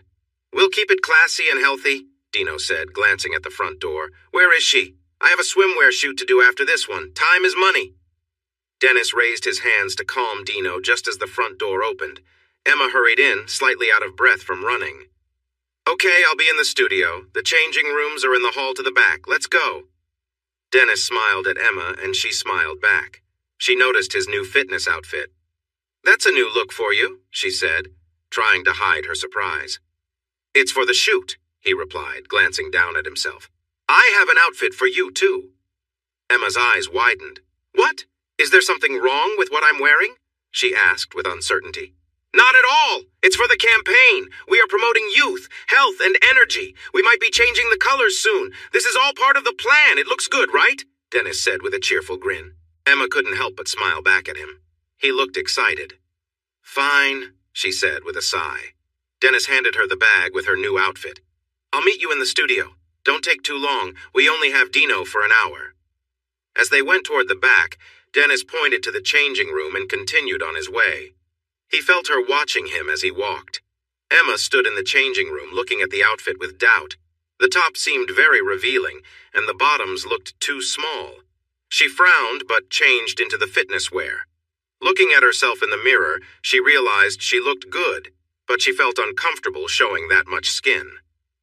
Pushing her worries aside, she walked down the hall into the studio. It was bright and professional, which made her feel a bit better, though it was also chilly. She wrapped her arms around herself to keep warm. Dennis stood on the set, smiling and waving her over, and she walked to stand beside him. With her fists on her hips, she looked at Dennis confidently. The camera flashed, surprising her. She blinked. "Hold on, I'm not ready, and I can't wear this. It's too revealing, and I don't feel comfortable. I want my own outfit." Before Dennis could say anything, she turned and walked away. She needed to stand up for herself, and that's what she was going to do. Dennis watched her walk away, admiring how great she looked in her new outfit. Just then, Dino signaled for him to come over quickly. Dennis went to find out what was going on. "What's up?" "I can't believe it, but I got an amazing shot of her in one try. The only issue is her expression. She looks too serious. If you can make her smile, I can put her smiling face on this body, and you'll have a great ad for the billboard," Dino said. "You can do that?" Dennis asked, and the photographer nodded. "That would be amazing. How soon can you have the billboard ready?" Dino smiled. "I know someone who can finish it by the end of the week." "Perfect," Dennis replied. When Emma came back to the studio, she looked much more at ease. "Let's have some fun with this," Dennis said, adjusting his pose to match one Emma had done earlier. She jumped next to him and copied the pose. The lights flashed, and Dennis showed off several silly bodybuilder poses while Emma giggled and tried to keep up. Dino snapped away, capturing their joy. "Calm down a bit, clown. Let's get some genuine smiles now," Dino called, and they relaxed into more natural poses. The flash caught their playful moments until the photographer announced to stop. Dino approached Emma with 2 clipboards in hand. He passed one to Dennis. "That was great. Emma, with your smile, you could really shine. If you ever want to try modeling, just let me know." He handed her the clipboard. Emma smiled and looked at the form. Dino pointed to it. "This is a model release form. Just take it with you when you change and leave the signed copy at the front desk when you leave." She nodded and walked away to put on her warmer clothes. Once they were alone, Dennis turned to Dino. "So?" The photographer shook his head in amazement. "Honestly, she's just too picture-perfect. I think the second photo of her will match the first just right. She was a bit too cheerful in the others, though, you goof." Dennis chuckled and shrugged. "But you got a great shot." Dino nodded. "Good. Start on it as soon as you can. If possible, I need that billboard up by the end of the week. The bus stop ads can go up the week after. He checked the time. I need to change now. You need to get her out of here before my next group arrives. They can be a handful. Darn it, Dennis muttered as he hurried away. Emma shivered again as she zipped up her sweater. That studio was so cold. She put her outfit back into her gym bag and noticed the light gym clothes Dennis had lent her. She stuffed those in too, planning to return them later. Picking up the clipboard, she discovered the pen was out of ink, so she wandered out to the front area. Dennis wasn't there yet. She set down the clipboard and searched for another pen, but there were none around. Her phone buzzed, and she saw a text from her mom. She had wanted to call her, but they were trying to save money on their bills. She told her friend she would call later with some news. Dennis hurried into the office, smiling at Emma. Do you have lunch plans? Emma knew Gary would be at his part-time job, and she didn't want to be alone in their apartment. No, I'm free. Dennis took her arm and quickly led her outside. When she looked at him strangely, he explained, Sorry, I know a great lunch spot, but it gets busy, especially on weekends. He hailed a cab and took them to a nice area with small shops and charming restaurants. They found a table for two by a window overlooking the busy shopping street. When he offered her wine, she declined. No, thank you. I had some last night and it didn't sit well with me. I'll just have water with lemon, please. As she sipped her water, she watched stylish people dressed in fancy clothes, driving by in their nice cars or strolling through the shops. She felt a bit mesmerized by it all. Dennis observed her with a smile. What's on your mind? You're going to get used to places like this and enjoy the finer things in life just like you deserve, he said. Emma looked at him, surprised that he thought she belonged in such a crowd, so different from her simple beginnings. She noticed a graceful woman walking out of a shop with shopping bags and wondered what it would be like to have the freedom to buy things whenever she wanted. Would it make her happier than she felt with Gary? Dennis watched Emma deep in thought and felt he was making progress. He knew that getting her to think about a better life would lead to even bigger things in the future. Later that day, Gary returned home by 4, feeling good about finishing work an hour early. He climbed the stairs thinking of Emma and hoping she had a great day at the photo shoot. He felt proud of her. Grinning, he opened the door to find the apartment empty. She hadn't mentioned being out all day. He heard a noise in the hallway and quickly opened the door. Emma? 2 people, a pretty blonde woman and a tall man with dark hair, were passing by with grocery bags and stopped to look at him. The woman smiled at him. Oh, you must be Gary. I'm Sam, and this is Raphael. Hi. I was expecting Emma to be home by now, he replied. Maybe she's out with Dennis again, Raphael suggested playfully. Raphael, Sam scolded him. You mean Dennis, right? Gary asked with caution. Sam laughed lightly. Yeah, I guess she doesn't know many people who would fit that description. Noticing Raphael was captivated by Sam's smile, Gary said, Dennis is her boss, but I can see why you describe him that way. He's helping her career. Gary felt uneasy at this thought. Like getting her tipsy from wine? Raphael chimed in. Raphael, really? Sam said, surprised. Gary looked closely at the tall man. Is that what happened? She seemed off this morning. She doesn't usually drink. Raphael nodded. He took out his phone and quickly sent her a message. He noticed the couple waiting for her reply. When his phone pinged, he read the message and paused for a moment. She had 3 classes on Sunday, too. She wouldn't be home until after 10. That meant they had almost no time together on weekends. He sighed, feeling disappointed. He replied, Proud of you. Love you. See you tonight. Well? Sam asked. Oh, Emma now teaches fitness classes on Sundays, too. She won't be home until late, Gary explained. Does this mean you don't have dinner plans? Sam asked with a big smile.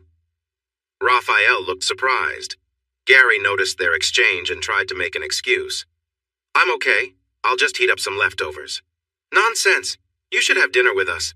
It's the friendly thing to do, she said with a grin and shot a look at Raphael. Please join us, he said. But Gary could tell he was only saying it to avoid Sam's disapproval. He smiled. If it's not too much trouble? Not at all, but you'll need to bring your own chair, Sam said sweetly. Gary nodded. I just got back from work, so I need to clean up. What time should I come over? How about 7? Sam suggested, and Gary agreed. See you then. Thanks, he said, watching which door Rachel went to for knocking later. Sam smiled and pointed to the door. Gary waved goodbye and went inside. After spending all day in small, musty rooms of shops, he often felt a bit off. At least he felt good about helping his clients manage their expenses, and their records were looking much better. His goal of teaching them to be independent had a downside. Some might not need him anymore, which could create problems for his income. This made him think about how he wanted to earn money with his music. He wasn't sure if it would change how he unwound after work, but he felt there was no choice. He took off his jacket and sniffed it. It smelled of various shops and a hint of Jasmine's perfume. He realized he had time to do some laundry before having dinner with his neighbors. As he emptied his pockets, he felt something stiff inside. He pulled out some folded papers and spread them flat on the kitchen table. He realized this was the document Stefan had left for him to sign. Gary frowned, feeling puzzled because he hadn't put this in his jacket. Thinking it over, he suspected Selena might have done it since she was eager for him to work with her. He remembered Stefano saying he would pick it up in the morning, and he hoped Selena didn't get into trouble. He started reading it, but it quickly became difficult to understand, so he put it in his backpack to take to school. He planned to show it to one of his teachers who knew about contracts and could give him advice on whether to sign it. Gary took a quick shower and slipped into his sweats to do the laundry. He added his jacket to the bag and headed to the basement. Laundry time, yay. Selena felt happy all day. She and Greg listened to the music recordings, and they knew they had a great album coming. This would really help her career. The songs she picked were already exciting to fans, but with Gary's special touch, it felt like a whole new album of hits. The idea of adding a new song was fantastic, but she was unsure whether to call it a greatest hits album or a collection of favorite reimagined songs with a bonus track. She smiled to herself, glad to have this happy problem. She wondered where Greg had gone. When she called for him, he didn't answer. She looked around the house and finally saw him through the glass in the small studio they had built in the basement. It wasn't big enough for the recording they would do with Gary, but it worked for her singing practice. She noticed Greg was talking on his phone. No, he seemed to be raising his voice. His face was all red, too. She frowned, not wanting to lose her happy mood, but worried for Greg. Being that angry wasn't good for him. She tried the door, but it was locked. What was going on? She knocked and then went back to the window. Greg was talking and noticed her, waving. He hung up and left the studio to join her in the hall. "Hey, you look really stressed. Are you okay? Who were you talking to?" she asked, concerned. Greg sighed and tried to shrug it off, but she wouldn't let him. He had to answer. "That was just Stefano. You know how he can be?" "What was he upset about this time?" she asked, crossing her arms. Greg rolled his eyes, but she stood firm. "Stefano was supposed to pick up the document this morning, and I've been searching for it for hours. We think Gary might have taken it." Selena looked at Greg, confused. "He's supposed to sign it. He wanted to read it first, so why shouldn't he have it until then?" "So he did take it?" Greg said, giving her a serious look. "No, I put it in his coat pocket so he wouldn't forget to take it and sign it. Why are you looking at me like that? I ask again. What's the problem with him having the paper to read and sign?" Greg pinched his eyes shut as if she had messed up. Selena felt her anger rise. She wasn't going to let Greg or Stefano talk down to her unless they explained what the issue was. "It's an important paper with Stefano's official seal. It should stay with either him or me." Selena crossed her arms. "Why?" "I already told you why," Greg snapped. "No, you told me what you wanted to happen. You didn't say why Gary can't take the paper to look over and sign. That's what we asked him to do," Selena insisted. "You know what? I'm done with this today. First, Stefano is yelling at me, and now you. Forget it, I'm going out," Greg shouted, then marched upstairs. Selena hurried after him. "You didn't answer my question," she said. He glared at her, grabbed his jacket and keys, and left the house. Selena stared at the closed door. She rushed into the living room and grabbed her phone to call Greg, but he wouldn't pick up. Then she called Stefano to get an answer, but it went straight to voicemail. He never replied to her messages, so she didn't bother leaving one. Selena plopped down on the couch, laid back, and stared at the ceiling, feeling frustrated. So much for her happy mood. Gary knocked on his neighbor's door, holding a kitchen chair in one hand and his guitar case in the other. Raphael opened the door, and his eyes widened in surprise. "You brought your guitar?" Gary felt his face get warm. "I was told not to come empty-handed, so I thought I'd bring some music." Sam appeared next to Raphael and exclaimed, "Yes!" She clapped her hands, surprising both men. She laughed at their surprised faces. "Come in, Gary. Sorry if I startled you." She pushed Raphael aside and smiled at Gary. He handed the chair to Raphael, who took it to the kitchen while Sam guided Gary into the living room. "Who told you to bring your guitar?" she asked. Gary shook his head gently. "This is my first time being invited to a neighbor's home for dinner. Emma usually helps me with these things, but she's busy, so I texted my mom. She said I should bring something like a drink or flowers. Since we don't drink or have desserts, music is what I have to offer." Sam's smile was bright, but Raphael looked a bit worried. "We're not expecting you to perform." Gary chuckled. "Good, because I can't sing well." He patted the guitar case with a grin. "Have guitar, we'll travel." Raphael's face showed a quick flash of pain and anger before he hid it away. "Please excuse me for a moment," the tall man said, then walked into the next room. Gary watched him with concern and turned to Sam. "I'm sorry if I said something wrong," Gary said sincerely. Sam shook her head. "No, Raphael will be fine. He just needs a moment." She motioned for him to sit on the couch, and they both did. "You have a lovely home," Gary said, and Sam smiled. "Emma tells us you're studying to be an accountant," Sam said to keep the conversation flowing. Raphael returned in a different shirt and joined them. "How does playing guitar with famous singers connect to accounting?" Gary laughed shyly, easing Sam's sudden look of concern. "They seem really different, don't they? I'm good with math and enjoy accounting, but music helps me relax. I had lessons at first, but we couldn't keep paying for them, so I learned on my own." "Emma said you played with Selena Moreno on her new song," Sam said, and Gary nodded. "You're that talented and self-taught?" Gary smiled. "You could say I learned by watching videos at the library. I had great teachers in my life and a strong passion for music. It really helps me unwind." "And now you're going to make money with it," Raphael said. Gary met his gaze. "It's really expensive to live here compared to the small town I grew up in. I can't afford to not try." Raphael nodded, understanding the high costs of city life. "We came from a small city too, and we noticed the price increase. Emma and I are from a farming area, and the town seems to get smaller every year. I grew up on a farm, which was a lot of hard work, and my parents faced challenges they couldn't control. We had some tough times, and I saw the stress it put on my mom. I found out I was good at math and helped her keep track of our finances. I could never be a farmer, but accounting is a solid job. Once I settle down, I plan to send money back to my mom to help," he said firmly. Gary's words seemed to resonate with Raphael, who smiled and nodded in approval. The oven timer beeped, and Sam quickly got up to check on dinner. "It's just a simple spaghetti with meat sauce." "Oh, I should have asked if you're vegan," she exclaimed. "Not vegan," Gary replied with a smile. Sam sighed in relief. "Great. Take a seat. It's ready." Raphael and Gary sat at the table while Sam served them plates of spaghetti with meat sauce.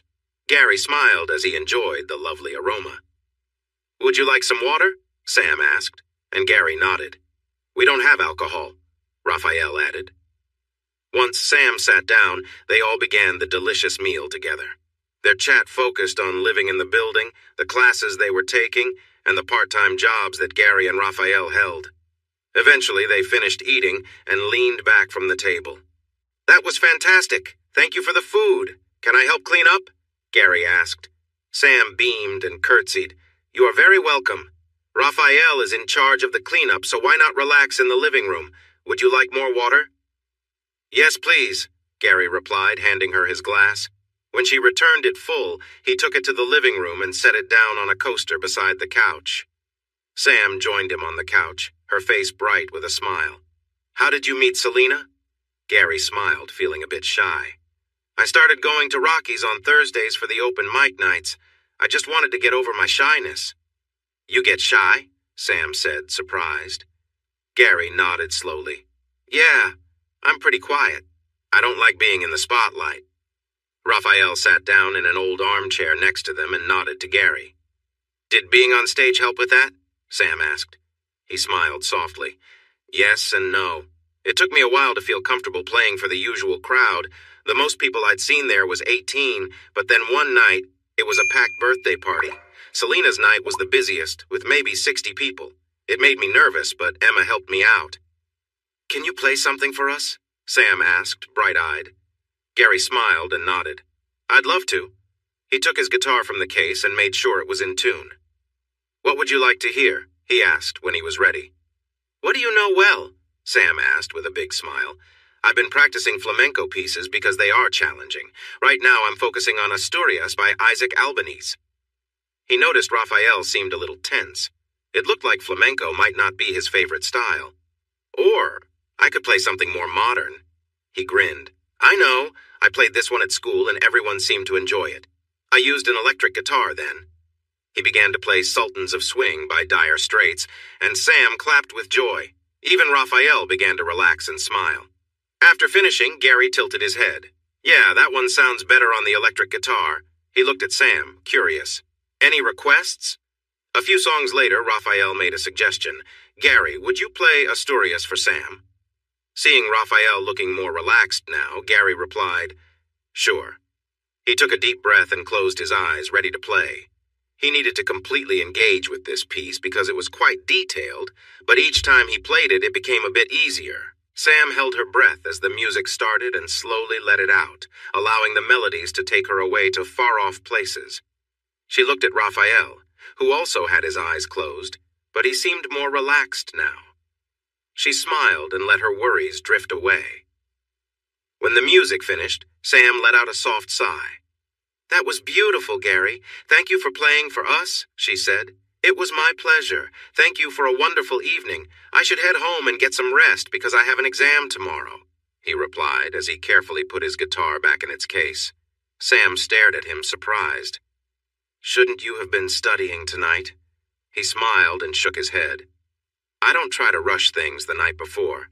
I've learned that's not very helpful. I make sure to learn everything weeks in advance and review it the week before to keep it fresh in my mind."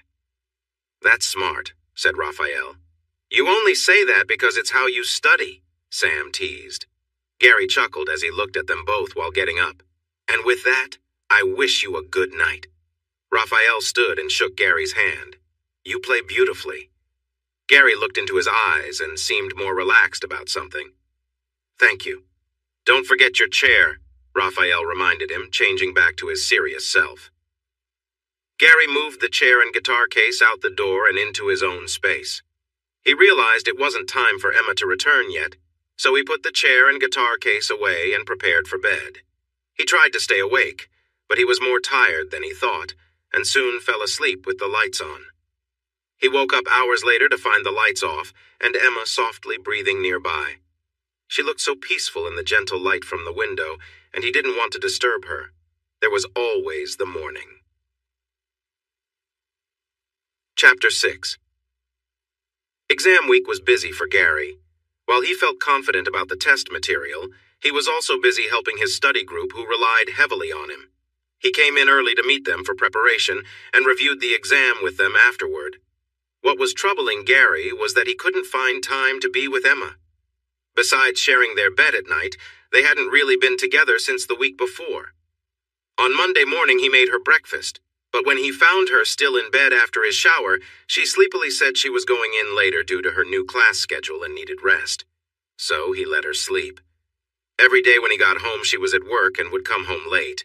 If he managed to stay awake, they were both too tired to talk for long. This routine went on all week, and he really wanted some time with Emma. He even thought about sneaking into her class. On Tuesday, Selena called him about the contract, but he had to tell her he couldn't answer until the end of the week because of his exams. She said she understood, but he could tell she was worried. When he asked if she was all right, she made excuses and asked him to let her know as soon as he could. On Thursday, he sat in the cafeteria with his study group, looking at their mood. Brock was quieter than usual, probably worried about the exam since that topic had been tough for him in their study sessions. He jumped a little when he noticed Lee staring at him with a serious look. He smiled because she was so cute even when she was plotting something. "What's on your mind?" he asked. "I was thinking about how I might lock you in a closet so you miss the exam and I get the best scores in class," she replied, still serious. Ooh, I'd help if you locked me in there too, Jasmine said playfully. No more study group for you two, Gary said with a sigh. Lee jumped up. No, you can't leave me out. Shh. Lee frowned at the group at the next table, but then sat quietly. Gary looked at the disapproving group. We're in the cafeteria, not a library. Go shush somewhere else. Then he turned to Jasmine. You need to calm down. Pooh, she said with a pout. It's time, everyone, Brock said softly. Gary nodded, packed up his things, and headed to the exam room with his group. It was time to shine. Emma came in for her shift, feeling a bit tired. She suspected Dennis had added extra sessions to Yvonne's schedule since she didn't remember the woman coming in every day anymore. Besides feeling worn out from all the classes, Emma really wanted to spend time with Gary. She still hadn't heard how his dinner with Selena went, unless he shared, which she couldn't recall because she had been too tired. The afternoon and evening classes had been going well, but she couldn't keep this up for long. Dennis had been supportive and shared light dinners with her every night. They were getting to know each other well, but she missed those long talks with Gary. She leaned back against the locker for a moment to relax before changing. She heard the door open and turned to see 3 of her co-workers come in to change as well. Carrie, Frances, and Sella were all attractive and had been there longer than she had, but none of them taught classes. She noticed they were giving her strange looks. Where did that come from? What's wrong? She asked. Carrie, the most outspoken, decided to answer first. Did you have anything to do with Yvonne missing classes? Emma jumped up in surprise. No, of course not. I would never hurt anyone, she exclaimed, her voice filled with panic. Etu was told she just had a broken leg. Dennis didn't say anything about her being seriously hurt. Frances shook her head. Someone ran over her with a car and really hurt her, she said. Oh my goodness, Emma cried in disbelief. I need to see her. Which hospital is she in? Sala no longer looked angry. Bellevue, she replied. Please tell Dennis I had to leave. He'll have to find someone else for the sessions today, Emma said as she grabbed her jacket and gym bag from her locker and hurried out. It took some time to reach the hospital and find her room, but soon Emma stood at the foot of the bed, stunned to see the cast on Yvonne's leg and the bruises on her face. Oh my goodness, Yvonne. I'm so sorry I didn't come sooner. This week has been so chaotic, she said softly as Yvonne finally looked at her. Yvonne was a beautiful black woman with striking black hair now tied back. Despite the cuts and bruises on her face, she still had a noble presence, but the accident had clearly affected her spirit. In her 30s, she had always been full of life thanks to her dedication to fitness, but now she seemed more weary. I see. You've taken my place, I hear, Yvonne said quietly, yet there was a sharpness in her tone. Dennis asked me to fill in for you until you recover. I had no idea how serious your injuries were. He mentioned just a broken leg, Emma explained. Yvonne let out a frustrated sound and looked away. Her voice turned bitter. I won't be able to do what I love again. I had a 3-year contract with Dennis as his top trainer.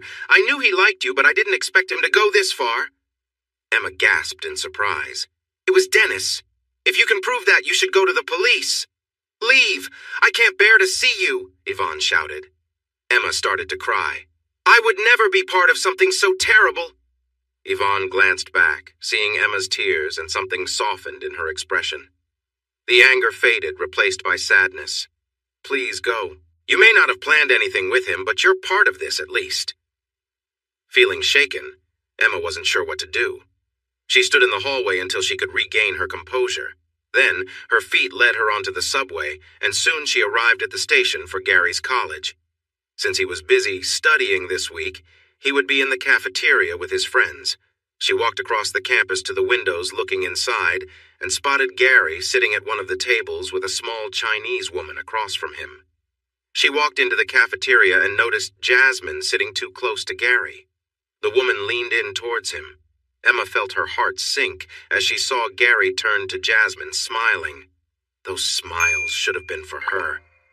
Feeling hurt, she turned and hurried out of the cafeteria. Outside, she stood on the path to the main road and subway stop, trying to catch her breath. Her mind raced and she felt lost. Suddenly, Gary caught up to her and gently turned her to face him. He was breathing hard and looked worried. Emma, what's wrong? He asked. His eyes were full of care, and she felt a rush of emotions and hugged him tightly. "I've missed you so much," she cried. "We keep drifting apart and it scares me. Emma, I feel it too. I've missed you. I tried to find time, but school kept me busy, and you were working all the time. I felt so alone without you." They were lost in their feelings when, suddenly, a car came speeding toward them. It swerved to avoid a person in the road and slid on the smooth pavement. Jasmine was pushed aside and let out a scream as she fell. The car hit the curb and sped away while Gary and Emma scrambled to help Jasmine.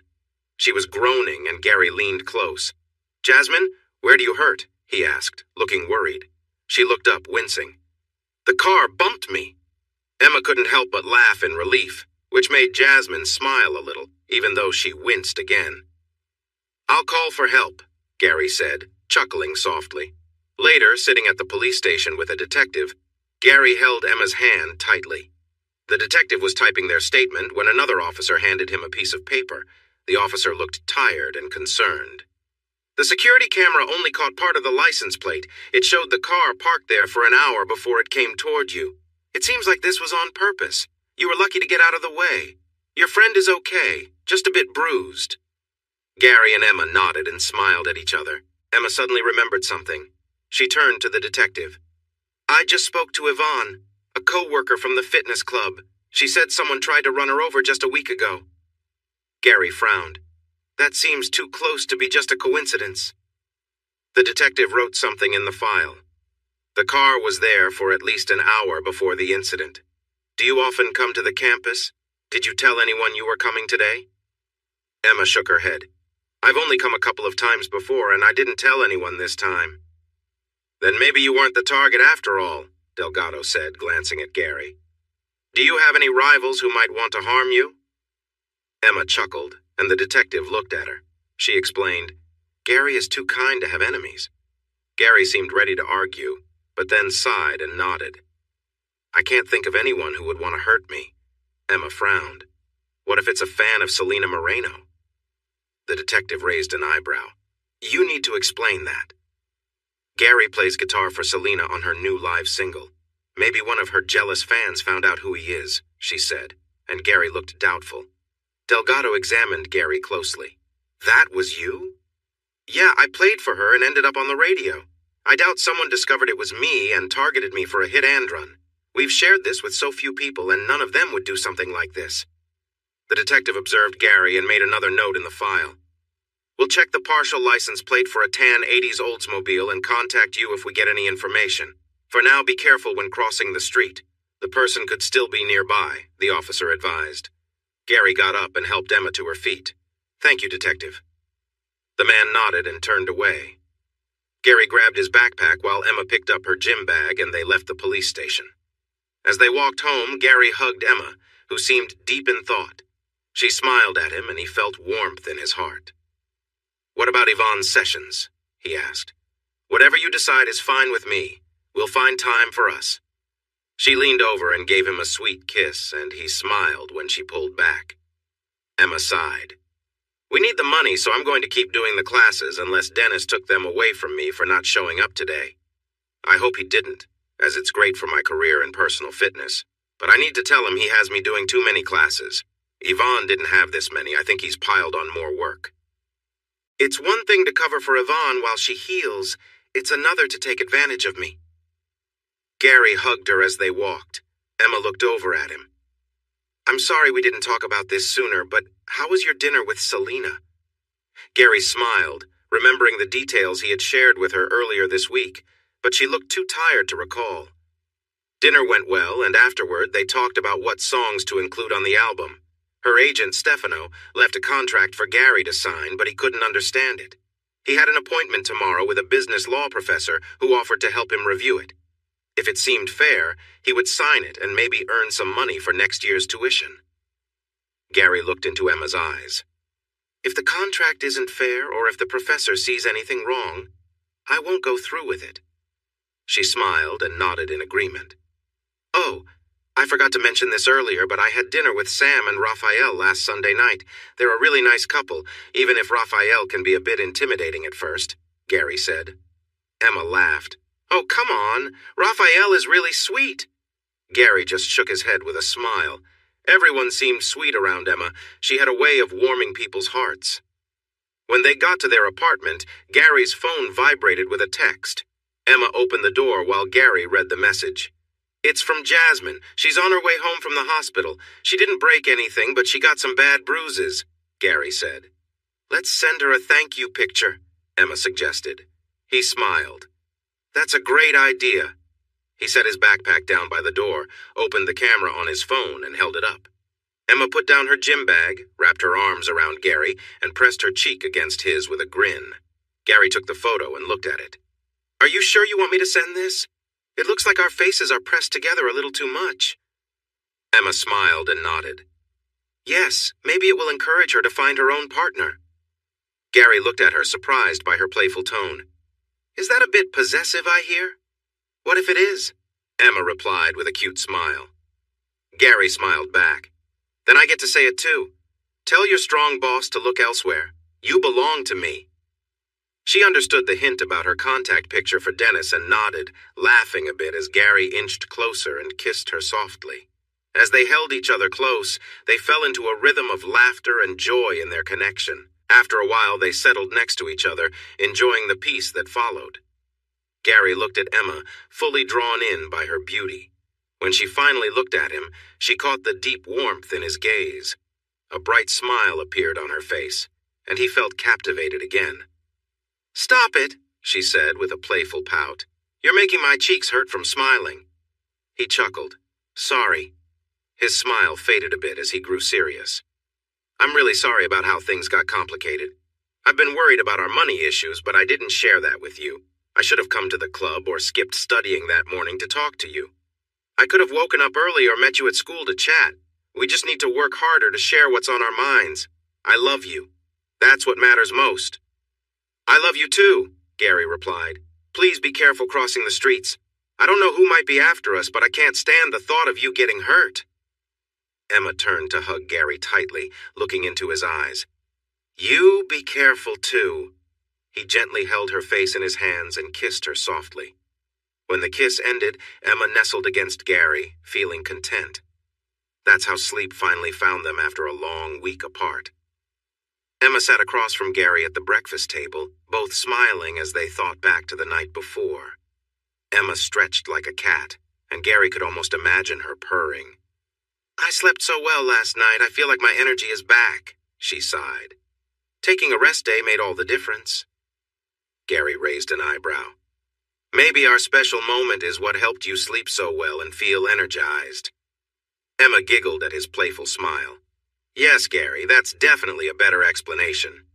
He grinned and stood up to start cleaning the breakfast dishes. Emma picked up the clothes they had left on their way to bed and put them in the laundry bag. Then she checked her gym bag to see if she wanted to change her outfits. She had 2 extras there. She pulled out a dark purple workout outfit and frowned. "I don't think I've seen you wear that," Gary said, standing by the sink. "No, you haven't. This was the outfit Dennis picked out for the photo shoot," she explained. Gary tensed up, making it clear he didn't like that Dennis had chosen revealing outfits for her. His gaze met hers, and she shook her head. "I tried it on, but I couldn't go through with the shoot in it when I got to the studio. It's too much for me. I changed into my own clothes and did the shoot with those," she said, keeping an eye on Gary. He nodded. "I wouldn't tell you what you can or can't wear, but I'm really glad you didn't use what Dennis chose. That was crossing a line." Emma didn't argue. He was already upset enough with Dennis. Instead, she stepped closer and gave him a warm hug. That seemed to help ease his worries. "I'm sorry," Gary said afterward. "I understand, Gary. I feel the same way when I see Jasmine getting close to you," she said gently. Gary sighed and nodded. "I tell her not to and remind her that I'm with you. I like her as a friend, but I don't feel that way about her." Emma's lips curled into a smile. "So you're not interested in her chest?" Gary snorted in surprise and laughed at the sweet look on Emma's face. "You're the one I think is perfect. All my feelings are for you." "That's good," Emma said happily. "I'll return these to Dennis today," she said, holding up the purple workout clothes. "Great," Gary replied, smiling. He gave her a quick kiss and then hurried off to take a shower. They had a day to begin. Gary's meeting with the business law professor was set for 10 to 10:30, so he could only spend an hour with his study group before he had to leave. Their last exam was at 11, so Gary promised to come back to the cafeteria to meet his group before heading to the exam room. Gary had heard good things about Mr. Nishimura and was excited to take his class in the next year. The professor was a small man full of energy. His classes were popular because he was as entertaining as he was skilled at teaching business law. One of Gary's accounting professors introduced them. The law professor kindly agreed to set aside some time to go over the contract. Gary showed his gratitude by being on time and thanking him when he arrived. Then the meeting took a strange turn. Haruki Nishimura was trying hard not to completely mess up Selena Moreno's song My Soul, Your Sanctuary on an electric guitar. He had some talent but lacked the skill to match his enthusiasm. "Wow, that's a lot of energy," Gary said during a break in his playing. The man's face dropped. "You don't think she'll like it?" Gary raised his hands. "It's your version of the song. There's no right or wrong. It's just not what she had in mind when she wrote it." The professor nodded as he considered that. Gary had no idea how the man learned he played the guitar on Selena's latest song or what he expected. Instead, he pushed those thoughts aside and tried to steer the meeting back on track. He had only 30 minutes with the man and hadn't expected to be caught off guard by an unexpected audition, especially with the professor's wife and daughter in the room. They were looking at Gary like he was famous. It was making him feel uneasy. "I've been asked to do a studio album with Selena Moreno." "That's so exciting," Mrs. Nishimura exclaimed as her daughter's smile grew bigger. Yes, but I have a problem. I got a contract to sign and I don't understand its wording." "I can't tell if this contract is fair," Gary said. "You have to help him," Mrs. Nishimura urged her husband. He replied in Japanese, and her voice got higher as she shouted back angrily and waved her hands towards the guitar. The professor sighed and slowly took off his guitar strap. "All right, give me the contract and I will take a quick look." He saw his wife's hopeful expression, then turned to Gary. "While I do that, play something for them." He took the contract from Gary's hand and handed him the guitar. "Oh, I guess I could play something for you." "Play My Soul, Your Sanctuary like Selena wants," the teen asked eagerly, and her mother nodded in agreement. Gary quickly checked the guitar. 3 of the strings were out of tune. "Okay, I've never played that song on an electric guitar, but I'll give it a try." The woman looked at him in confusion. He tested the sound on the strings with a short scale, and the younger girl squealed a little until her mother held her hand. He glanced at the professor, but his head was down, busy writing notes on the contract, so Gary started to play the song softly as the amp was a bit too loud for the small room, and the volume was set low. He closed his eyes and focused on the music. Playing the song on an electric guitar felt different. The instrument responded well, but he wasn't sure how to make it sound as rich as his acoustic guitar. Still, he did his best. When he played the last notes, he opened his eyes and saw the professor looking at him with a serious expression. His wife and daughter seemed excited. "You play so beautifully," Mrs. Nishimura said with a sigh. Gary smiled back. "Thank you." He looked at the professor. "Your guitar is wonderful to play, but I'm not used to electric guitars." "Your guitar?" Mrs. Nishimura asked, surprised as she turned to her husband. Then she looked back at Gary. "Haruki doesn't own a guitar. Is this not yours?" Gary felt taken aback, unsure how to respond, but he simply shook his head. All he had was honesty. He glanced at the professor, who was becoming a bit red. He hoped he hadn't made a mistake. "You don't have an electric guitar and you play for Selena Moreno?" the professor's wife asked in surprise. Gary smiled shyly. "I have an acoustic guitar. Greg Yossman lent me an electric one when I played with them at their place." He noticed the young girl looked impressed when he mentioned Greg's name. He admired the shiny black finish of the Gibson guitar, the beautiful inlays on the fingerboard, and the gold details. "It's gorgeous and plays so well." Mrs. Nishimura said something sharply to her husband, and he looked at her in surprise before responding. His wife stayed quiet, but both she and their daughter were giving him disapproving looks. Gary finally jumped in to try to ease the tension. "About the contract?" Haruki's face was serious. "Do not sign this." Gary blinked in surprise. "What?" This contract is crafted mainly for the management company's benefit. The terms are vague. Costs are listed as deductions from earnings but are not clearly known. I would be surprised if you received fair pay for your work under this agreement. I truly hope Miss Moreno didn't sign something similar. She should check her contract and finances, he said. Gary felt deflated. His plan to work with Selina and earn money for his course felt ruined. Mr. Nishimura noticed his expression and placed a hand on Gary's shoulder. All is not lost. I made notes for you to suggest changes to make the contract fairer. You just need to negotiate for a better deal. Gary forced a smile at the professor. Thank you, but I doubt the man who gave me the contract will want to discuss changes. I understand I can't sign this, so I won't be working on the album. He took a deep breath. It's okay.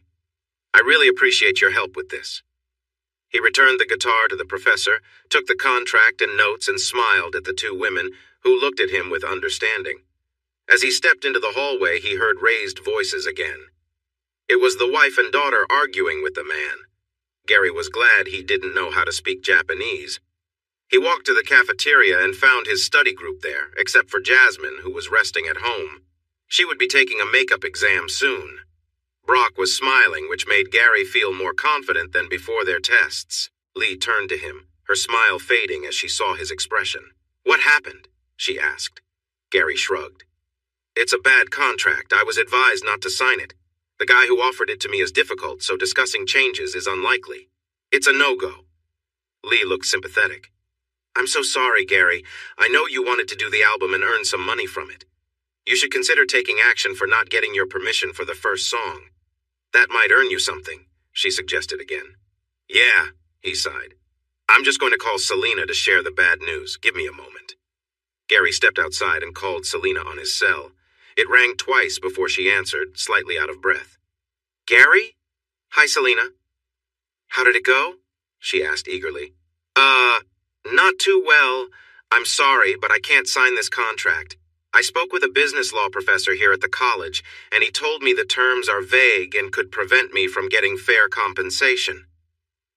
The document was created with Stefano's company in focus.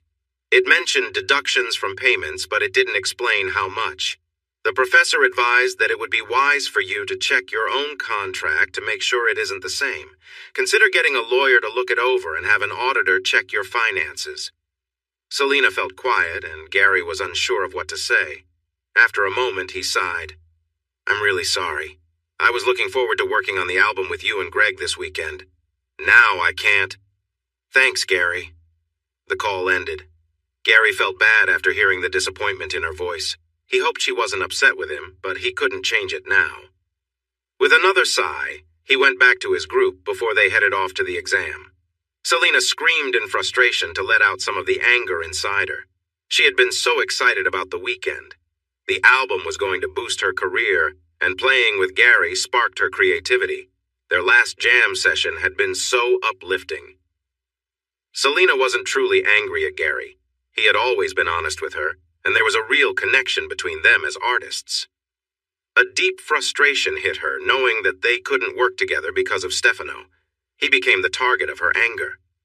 She heard the front door open, and Greg walked in with grocery bags. He placed them on the counter while keeping an eye on her. He had been on edge all week, and Selina had reached her limit. What's wrong? Greg asked quietly. I just spoke with Gary. We can't record the album this weekend. His law professor looked over Stefano's contract and warned him not to sign it. He said it's a bad deal that could stop him from being fairly paid. The professor suggested we check our contracts too and have our finances reviewed. Every time I've mentioned this, Stefano has reacted badly. Hearing this from someone else makes me more certain I need to act. I'm reaching out to a law firm and an accountant today. Greg frowned at her. So, some kid thinks he can't understand a contract and we're going to risk our reputation and relationship with our agent, who has always supported us? Selina leaned back, surprised by Greg's harsh tone. This isn't just some kid. It's Gary. He has been honest since the night Stefano took his music for me. He hasn't been paid for that. He never agreed to it, and if he wanted to, he could take action against us, but he hasn't, right? Just give him a little time, Greg snapped back. What is wrong with you? Selina asked in disbelief. Why are you siding with Stefano instead of us? He could have changed your contract too. I'm going to confirm this with a lawyer and an accountant. If Gary's contract was the only issue at hand, we would move on. Don't do this, Greg suddenly begged. It's going to happen. The real question is, whose side will you be on? She said, her heart racing. Greg's face changed. He turned to leave. You're so stubborn, he muttered as he stormed out of the house again. Selina felt angry, frustrated, and a bit scared, but she refused to let that stop her from finding the answers she sought. Gary watched Lee happily dancing around the cafeteria. She seemed really excited about how she did on the exam. Brock, however, looked very down. Gary caught his eye. What's wrong? You were so sure before. Oh, that wasn't about the exam. I was thinking about a guy I met last night. He was something special. It was hard to forget. Lee listened intently to Brock's story, but Gary raised his hands to stop him from going further. Too much information, please! Brock laughed. Oh, Gary, you're too funny. Gary gave him a serious look. How did the exam go? Brock's laughter slowly faded, and he sighed. I think I passed, but not by much. Gary looked at his study partner in worry. But you said you understood everything. Another sigh came from Brock. I thought so too, but during the exam I just blanked out. My mind wandered elsewhere. Gary shook his head tiredly. That won't help you when you're looking for a job at an accounting firm, or maybe it will. Brock laughed as he met Gary's gaze. You're the best, Gary chuckled. Come on, let's review so we can all enjoy our weekends. He smiled at Lee. I'm sure Brock is eager to continue his fun activities. Brock was almost giggling as he looked at Gary with a big smile. You never let me down, Mr. Truman. After an hour, Gary finished reviewing the material with Lee and Brock, who quickly said their goodbyes and rushed off to enjoy their weekends. Gary felt a twinge of disappointment as he realized his weekend plans were now dashed. He hoped Selina was all right, and had taken the professor's advice to check her contract and notes. As Gary packed his books, he noticed Mr. Nishimura approaching with a briefcase in one hand and a guitar case in the other. The man had a serious expression. Hi, Mr. Nishimura.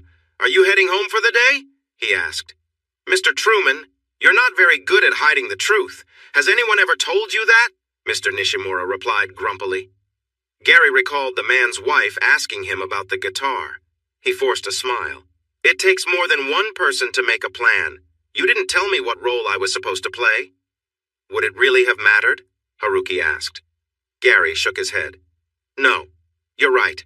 I'm not good at hiding my feelings. I'm really bad at lying. The professor finally smiled. That isn't always a bad thing. I can usually keep a straight face, but my wife can read me easily. She manages our money and had no idea I bought the guitar. That's why I kept it a secret. He leaned the guitar case against the table. Gary looked at him with interest. If you didn't buy it, where did it come from? From something else my wife wouldn't like.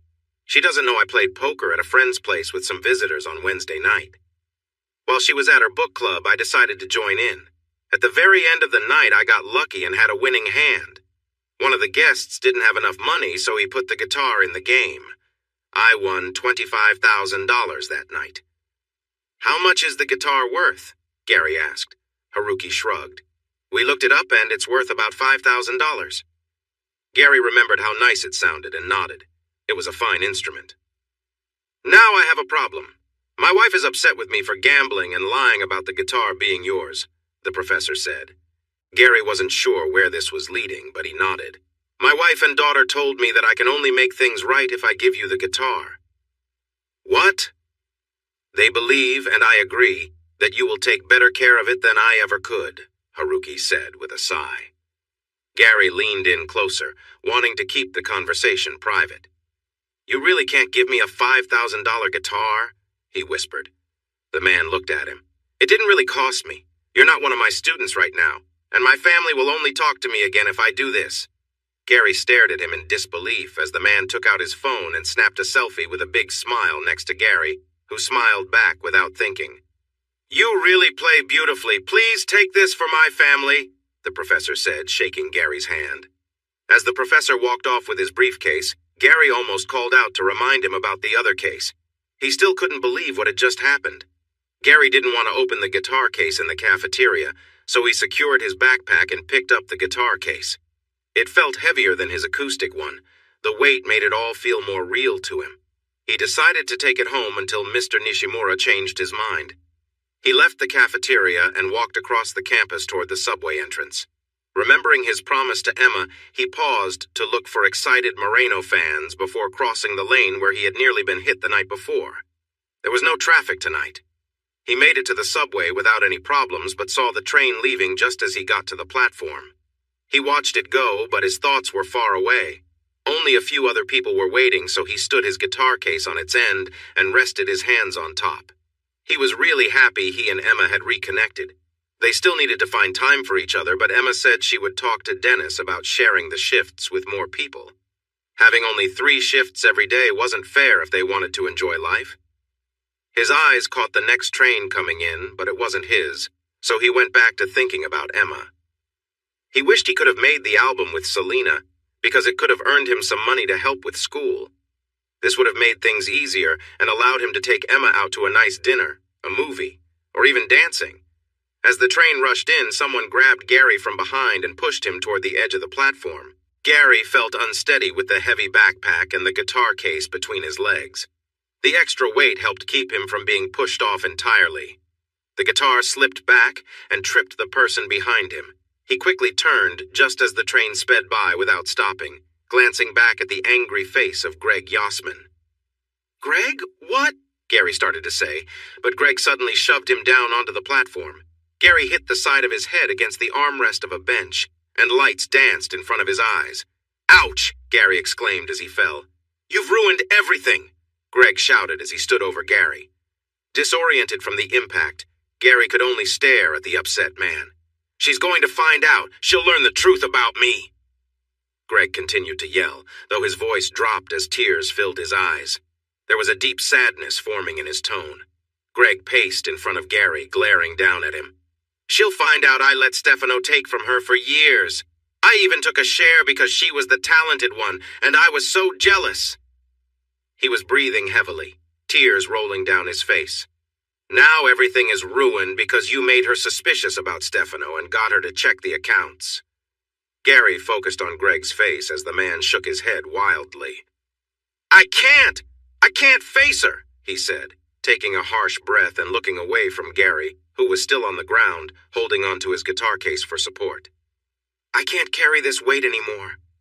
Greg looked at Gary with intensity. "Tell her I cared for her." "I'm sorry," Gary said. To his shock, Greg stepped back off the platform just as the next train rolled into the station. Someone shouted. The train screeched to a stop and Gary shut his eyes. He could still see the despair in Greg's face as he disappeared just before the train rushed past. Gary's head ached, but he slowly managed to sit up as people hurried across the platform. A man crouched next to him speaking, but Gary couldn't focus on the words. It was all too much to handle. "Sir, can you hear me?" the man asked. Gary looked at him and saw he was in uniform. "What?" "Can you understand me?" the policeman questioned. "Yes, my head hurts." The man nodded. "An ambulance is on its way. You should be okay." He pressed something soft against Gary's head, and Gary flinched, taking a quick breath. "Stay still. This will help. What's your name?" Gary. Truman. "Do you know the name of the person involved? Did you know him?" the officer asked. Gary's gaze met the officer's curious look. "Yes, Greg Yossman. I didn't know him well. I just played music with him once." The officer's eyebrows raised. "Yossman? The musician?" Gary felt overwhelmed by what had happened. He had to tell Selena. "Someone needs to inform Selena. She shouldn't find out from the news." "We will handle that, sir. Who can we contact for you?" the officer asked. Gary was startled, confused. "I'm not dying." The officer quickly clarified. "No, I mean to meet you at the hospital." "Oh, Emma Patricks." He gave the officer her information. "She might be teaching a class right now." His head throbbed and he winced again. The platform was bustling now, and some EMTs arrived to assist the officer. "What happened to you?" one of the medics asked. Gary blinked, noticing the heavy Brooklyn accent. He glanced at the bench nearby. "I was thrown against that." The paramedic noticed the blood on the armrest. Then he used a small flashlight, which made Gary wince. "My head hurts," Gary whispered. The EMT looked at his partner. "Let's get him on the stretcher. We should check for a head injury," he said, turning to the officer. "Do we have a name?" "Gary Truman," said the officer. "Hey, Gary, let's take off your backpack." The man unclipped the buckles and slipped the straps off Gary's shoulders. He grunted as he lifted it. "Wow, what do you have in here? Weights?"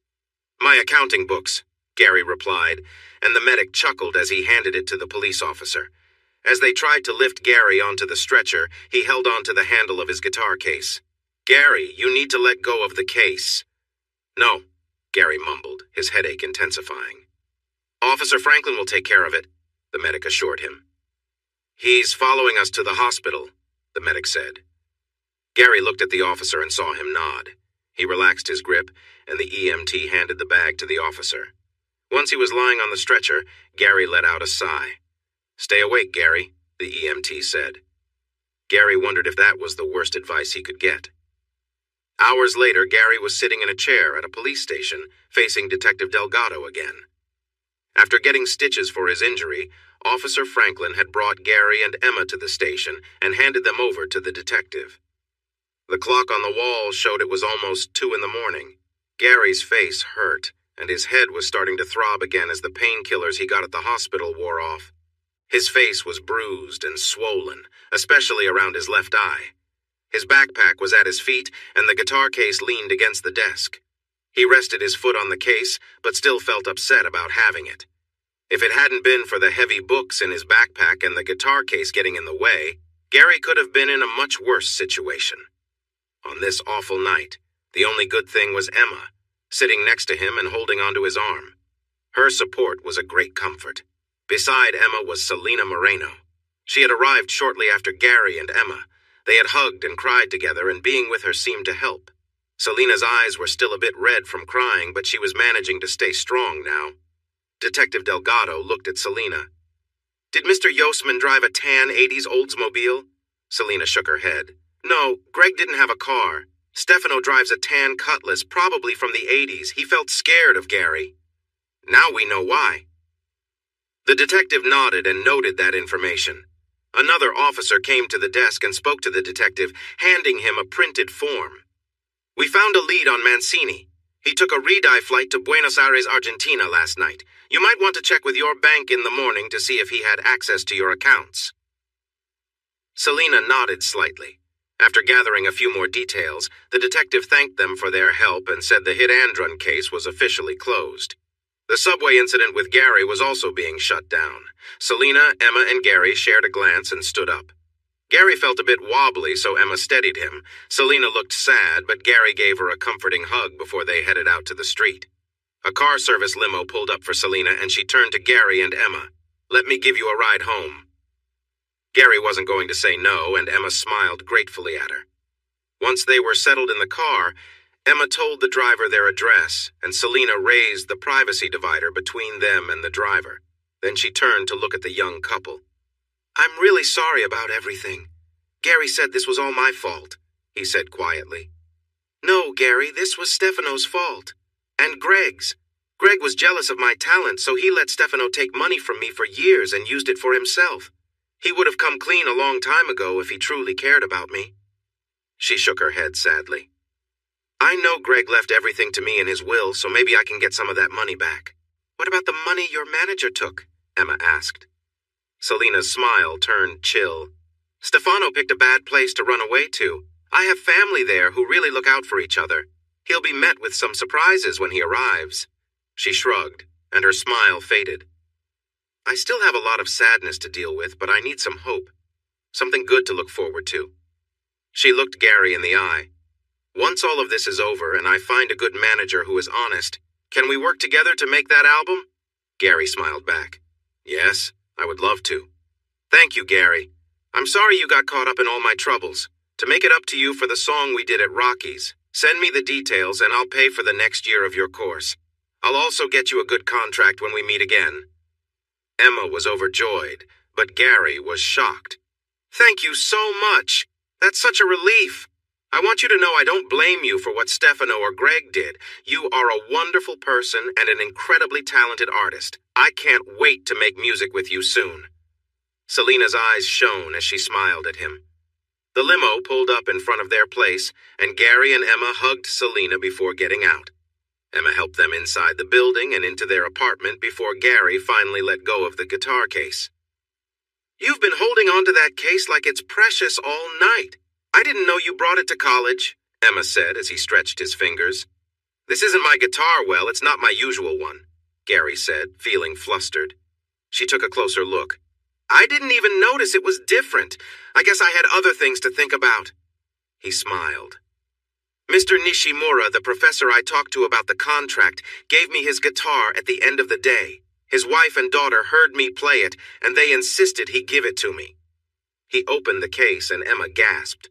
"Oh, wow, it's beautiful. Is it an electric guitar?" Gary nodded. "If he doesn't change his mind and wants it back, I have to learn how to play it, which means I'll need a small amplifier and headphones." Then he sighed.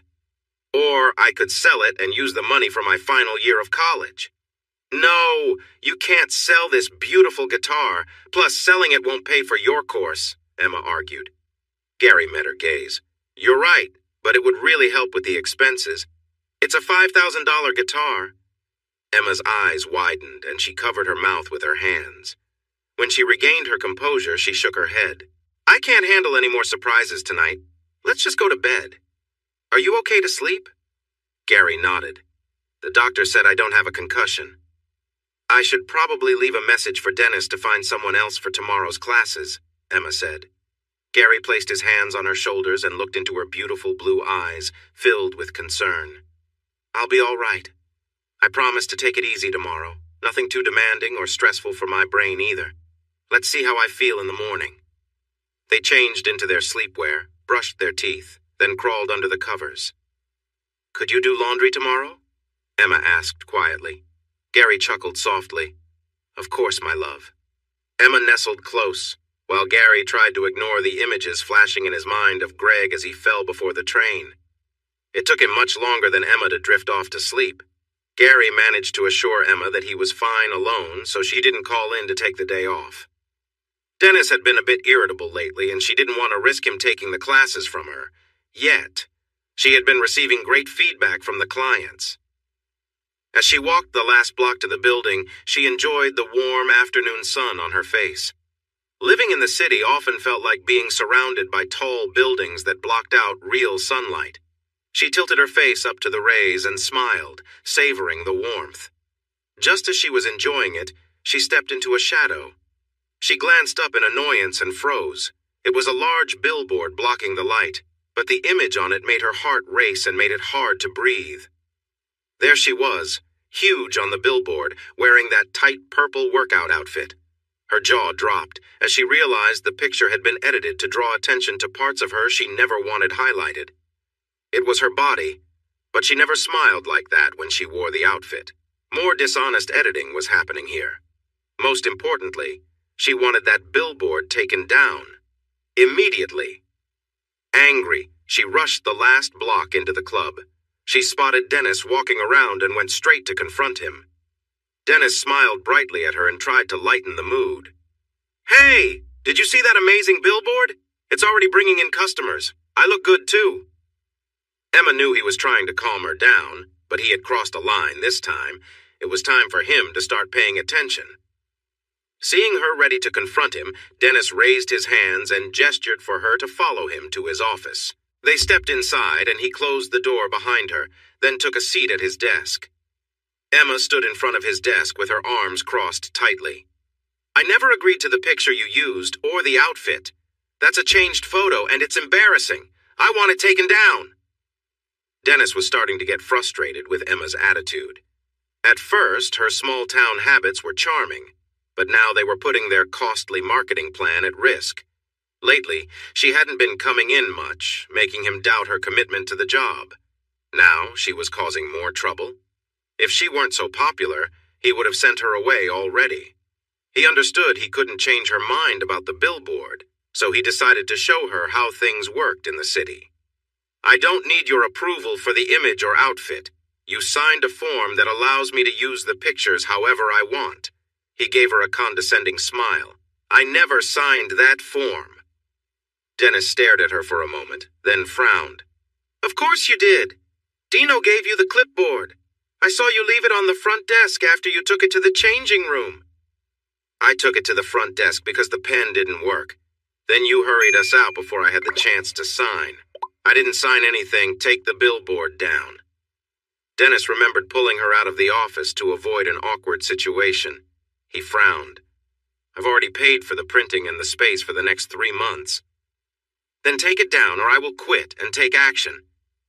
Seeing the determination in her eyes pushed Dennis over the edge, and he leaned back in his chair in frustration. You ungrateful person. After everything I've done for you. Emma leaned forward over his desk, resting her hands on the surface. I never asked for your help. I would have succeeded on my own. Dennis smirked at her words, not wanting to take them seriously. You only got those opportunities because I stepped in to give you Yvonne's sessions. Emma blinked in surprise. Yvonne had a contract that allowed her to renew as long as she was able, or I bought her out. She had to leave so you could shine. I made that happen for you. I never wanted that, Emma exclaimed. Oh, come on. You took all the time slots, even the ones Yvonne didn't take. You were the one who benefited the most. You put a good trainer in a tough spot and told me I would only cover her sessions while she healed. You asked me to do a photo shoot and change the picture to make me look over-sexualized. I didn't sign anything. Then when my classes became popular, you added extra ones without asking if I could manage. There are many great trainers here. You could have shared those extra sessions, but you took advantage of me. Emma shot him a look filled with disdain. You're terrible. I want nothing to do with your bad choices. I'm done.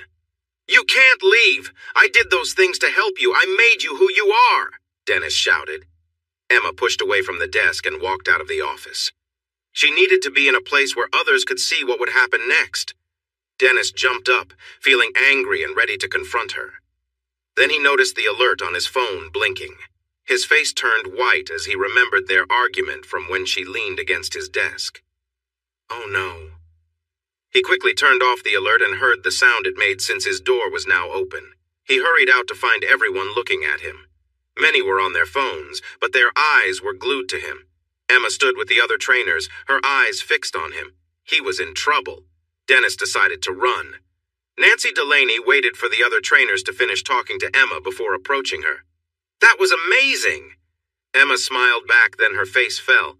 Now that I've quit, how will I get that billboard taken down? Did Dennis ever give you a contract? The lawyer asked. Emma shook her head. I was just covering for Yvonne until she got back. I just had a regular job contract. Nancy placed a reassuring hand on her arm. Leave it to me. After I'm done with Dennis and the fitness club chain, he will have nothing, and they will be begging you to return. You didn't sign the model release? They gave me an empty pen to sign it, and then Dennis hurried me out of the office, so I forgot, Emma explained. Nancy grinned. How much did they change the photo? She asked. Emma sighed. It's my head and body, but the photographer only got one photo of me in that outfit.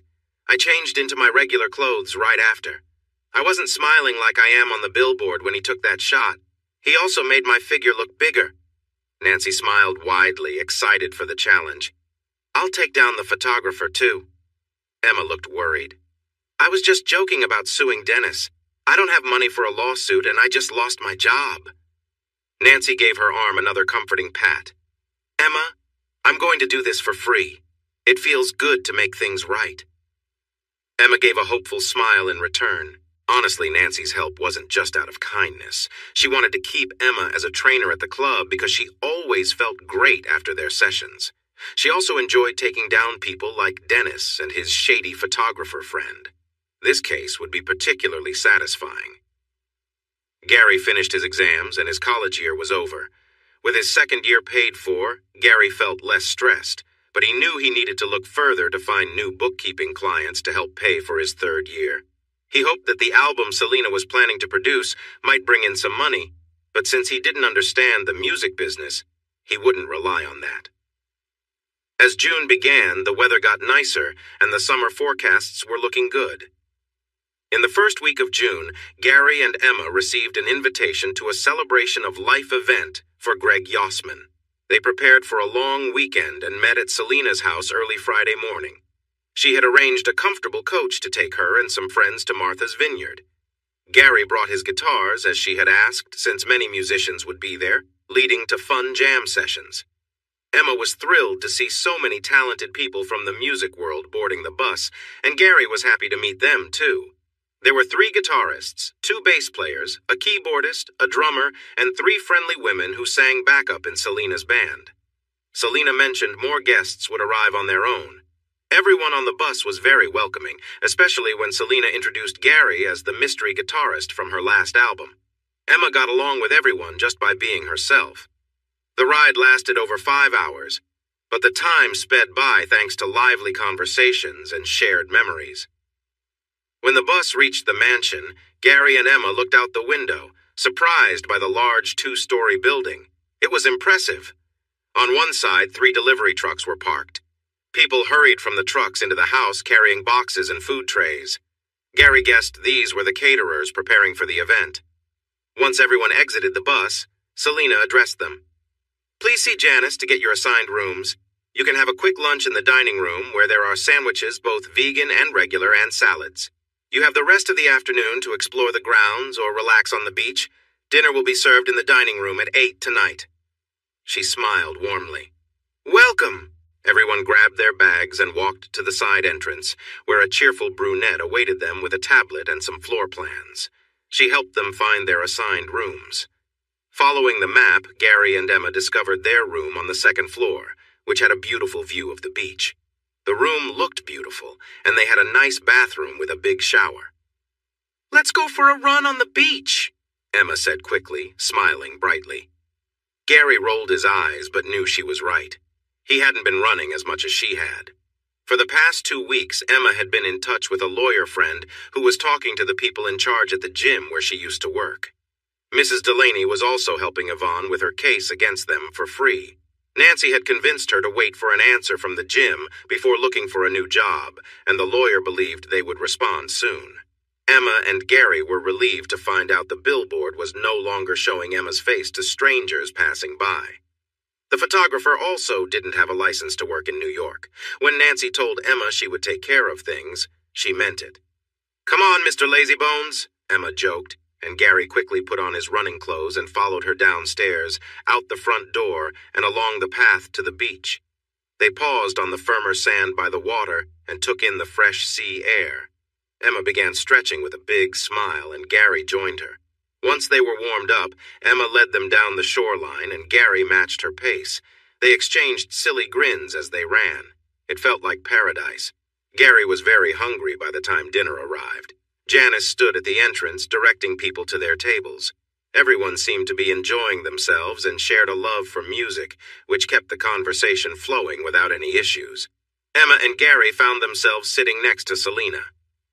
Dinner was served buffet-style again, so they filled their plates with hot roast beef, steamed vegetables, and a side salad before returning to their table.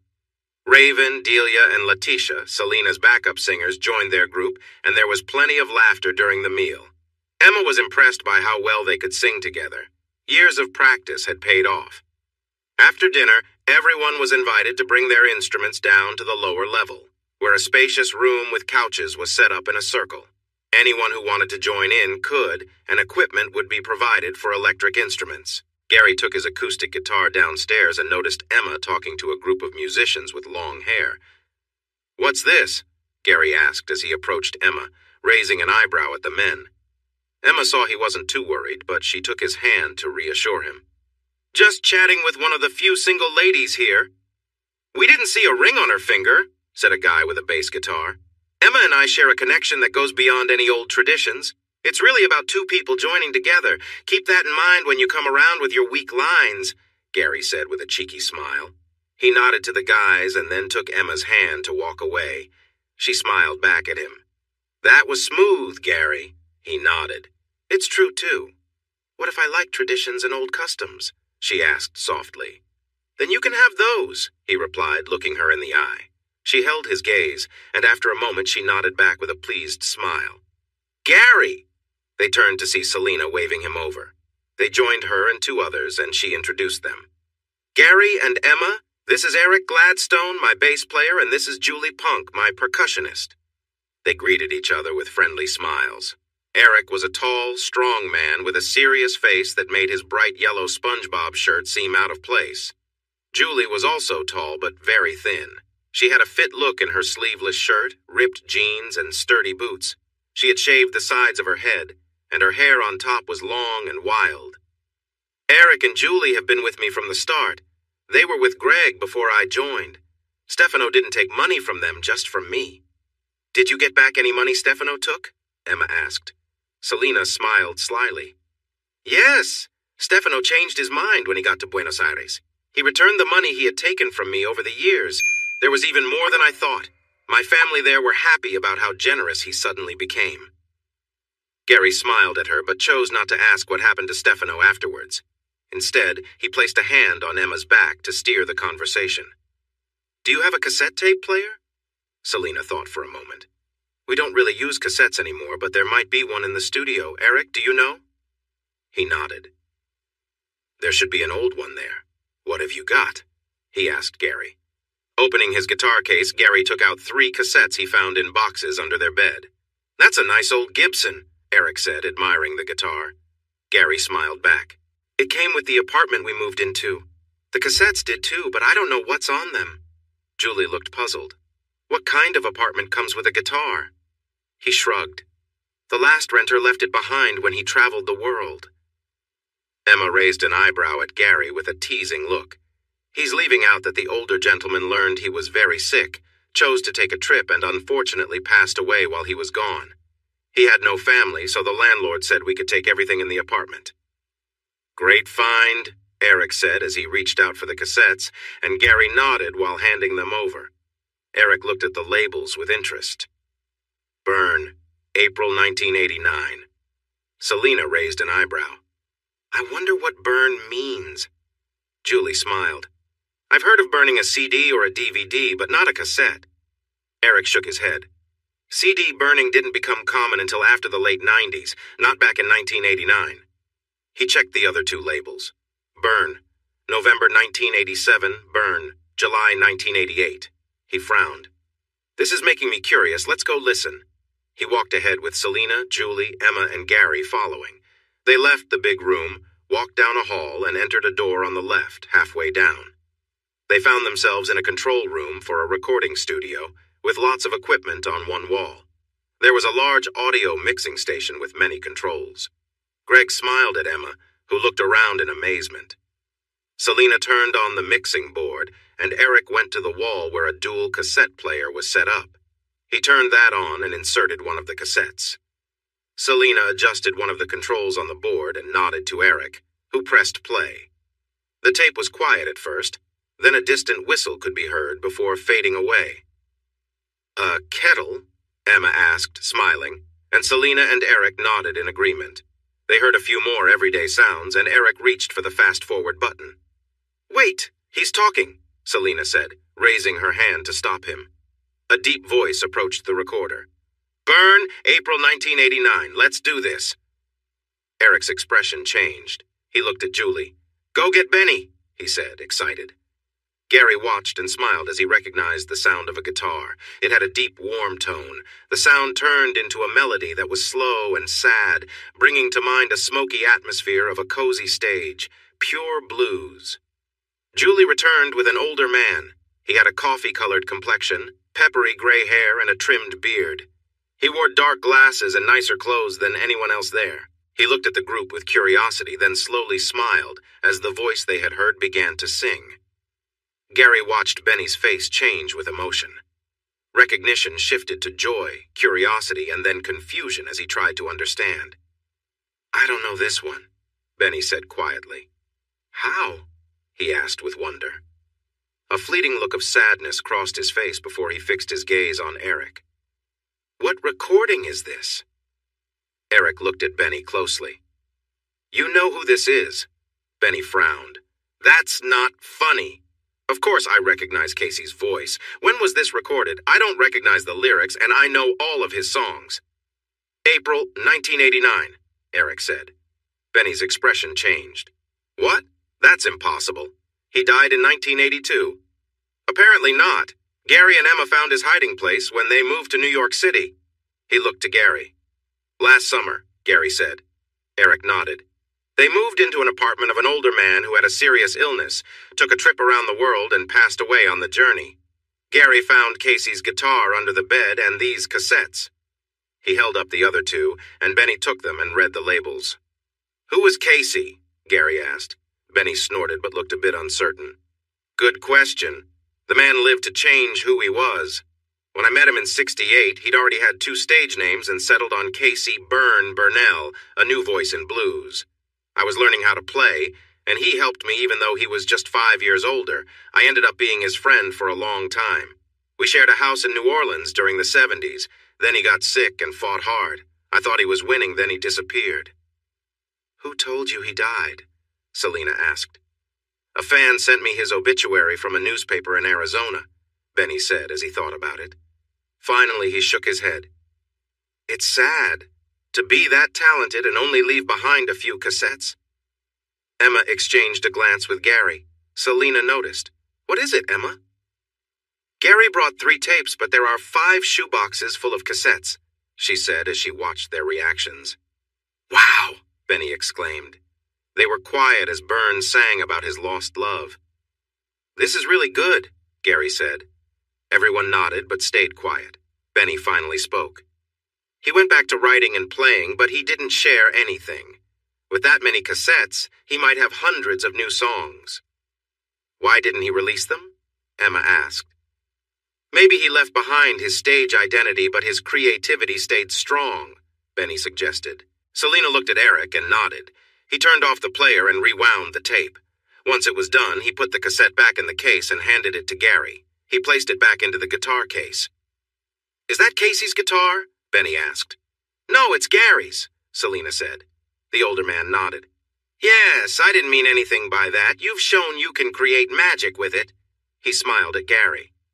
Selena's eyes brightened. "That reminds me. I brought the recording Greg made the last time we played with Gary. After the celebration of life tomorrow, I'll play some tunes from it for everyone at the gathering." "Let's join the others and see if anyone is doing something fun," Eric said.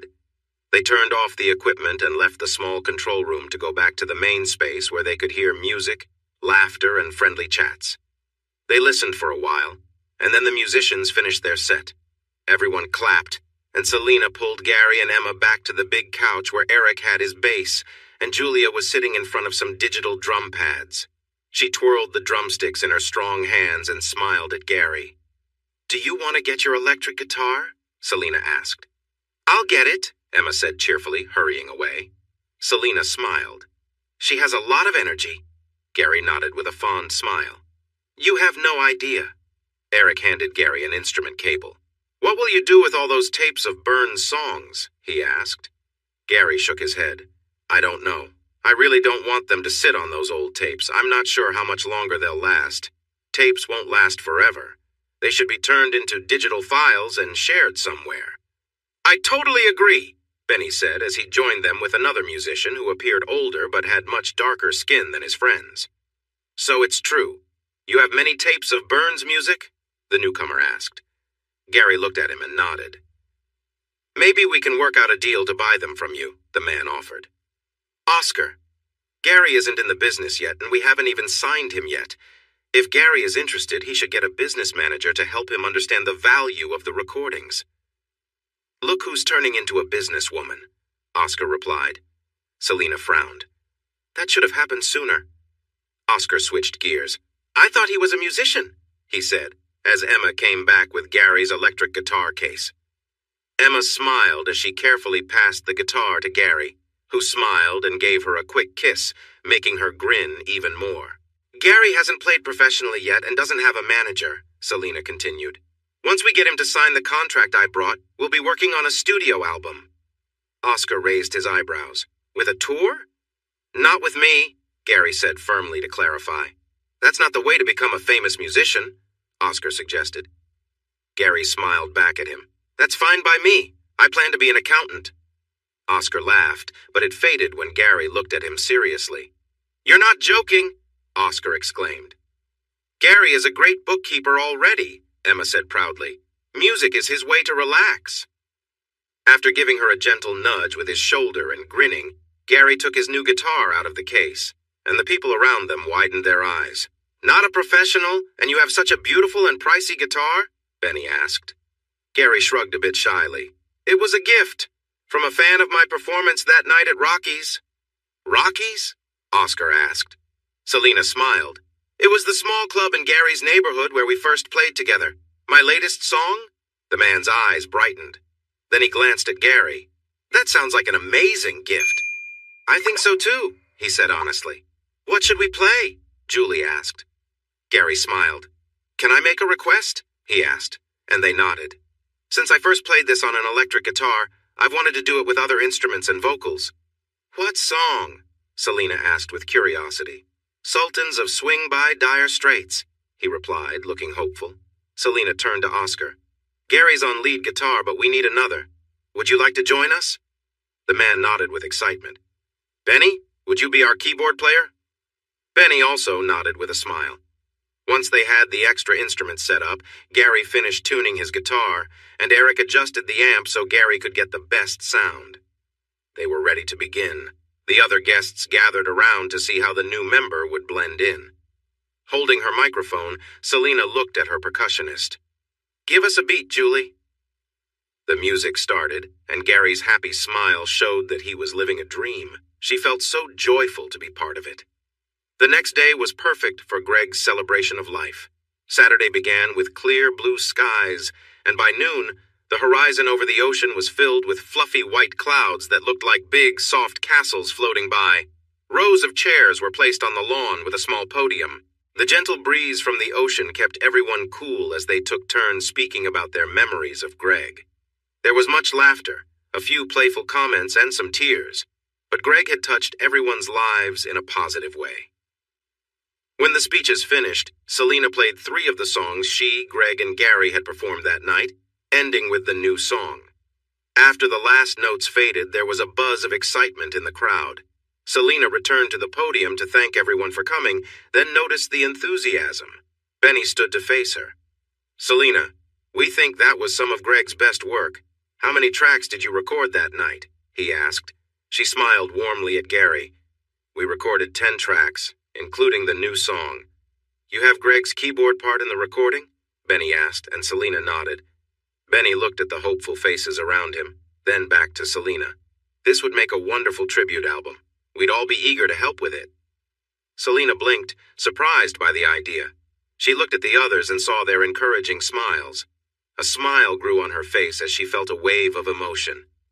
"That would be amazing." "Let's go inside and see how we can make this happen," Benny suggested. They spent the rest of the day reviewing the song list and matching it with the available musicians. Since there were more artists than tracks, Selena and Benny decided to make it a double album. The first disc would have the original 10 songs with Gary, and the second disc would feature Greg's favorites, updated and supported by the other artists. To help customers who liked digital music, they planned to add a link on Selena's online store where people who bought the album could listen to the songs. It was a big task, but everyone was excited to take part. Janice was asked to track which artists were on which songs to make sure everyone was credited and paid for their work. Emma decided to help Janice with organizing the musicians, making sure they were in the right places at the right times. She also took photos of each artist, along with some fun, candid shots for the album cover. Her cheerful attitude helped even the most difficult musicians relax and enjoy the process. Selena would sing on every song, and she asked Gary to play on about half of the tracks on the second disc because she felt they needed a refresh. "Could I see the contract now?" Gary asked her with a smile. Benny laughed and sat down with them to go over the contract Selena had gotten for Gary from her new agent. He explained everything Gary wanted to know. In the end, Gary signed it and shook hands with Selena and Benny, who witnessed it for him.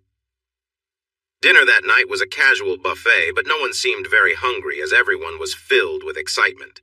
They planned to practice that night to get through as many songs as possible for the next day. The rest would be worked on Monday. Janice prepared a schedule for which songs would be recorded in what order, depending on when the artists could be there. Some guests were leaving the next morning, so they needed to finish 2 of the tracks that night. Gary sat with Eric, Benny, and Oscar, who were still trying to make a deal for the cassettes. when Emma hurried over to Gary and gave him a quick kiss. "Mr. Truman, you need to head to the studio downstairs to record your first track, Glory Days." Eric smiled. "I like this new way of getting messages. I can't wait for my turn." Emma laughed, then looked at Eric apologetically. "I'm sorry, Mr. Gladstone, but the KISS service is for a very special group of artists. Right now, it's just one name on the list." "And that's how it will stay," Gary said with a smile. Then he glanced at Emma nervously. "I was hoping to have tonight to go over the songs and learn them a bit. I don't know Glory Days." Emma smiled back at him encouragingly. "Can you play the song for me first? We have a tight schedule," she said. With a bright wave, she turned and hurried off to find her next artist. "You're a lucky guy, Gary," Eric sighed. "Can't argue with that. Talk later," Gary replied to the group and rushed down to the studio. Selena looked up, smiled, and noticed the worry on his face. "I'm not familiar with Glory Days. Can I listen to it first and then get your thoughts?" Gary asked. Selena smiled and pulled it up on her phone. They listened as the other musicians arrived and got ready. As the song played, Gary worked with his guitar, trying to find the right notes, feeling the sound and how it fit. He nodded as he thought about the melody. Selena glanced around the room, seeing she had everyone's attention. Greg loved this song because it reminded him of his father, who always talked about his own glory days in high school football. Everyone knows the original except for Gary, I think. "He's playing lead guitar and he doesn't know the song?" their keyboard player asked, surprised. "Pete, it's okay. He's heard the song and I want to hear his take on it," Selena said to reassure him. Pete still seemed unsure.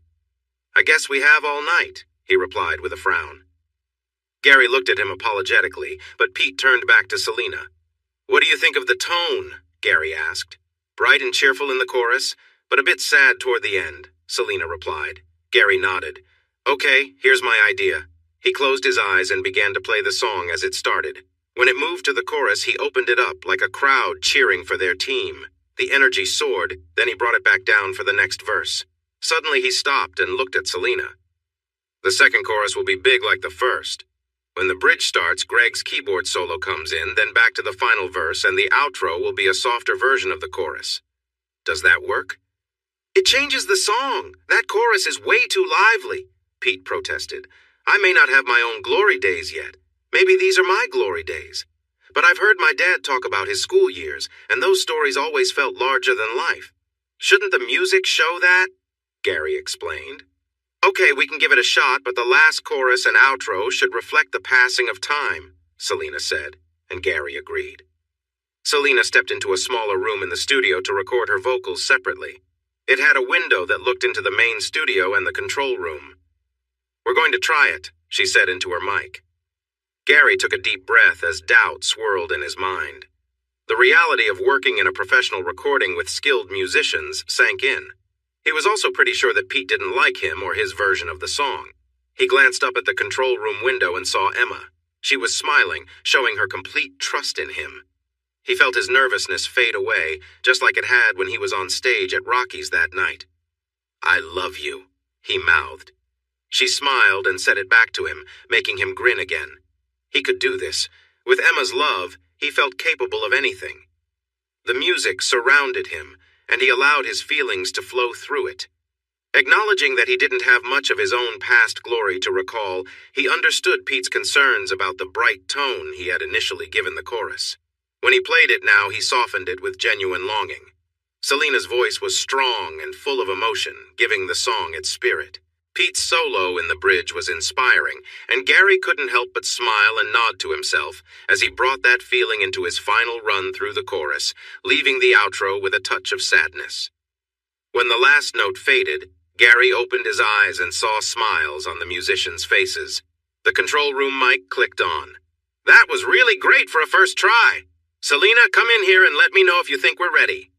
She hurried out of her booth to join them in the control room to listen to the playback.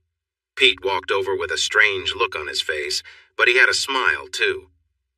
"You didn't play it the same way this time." Gary shook his head. "You were right. I was getting too caught up in my annoyance with my father's glory days stories.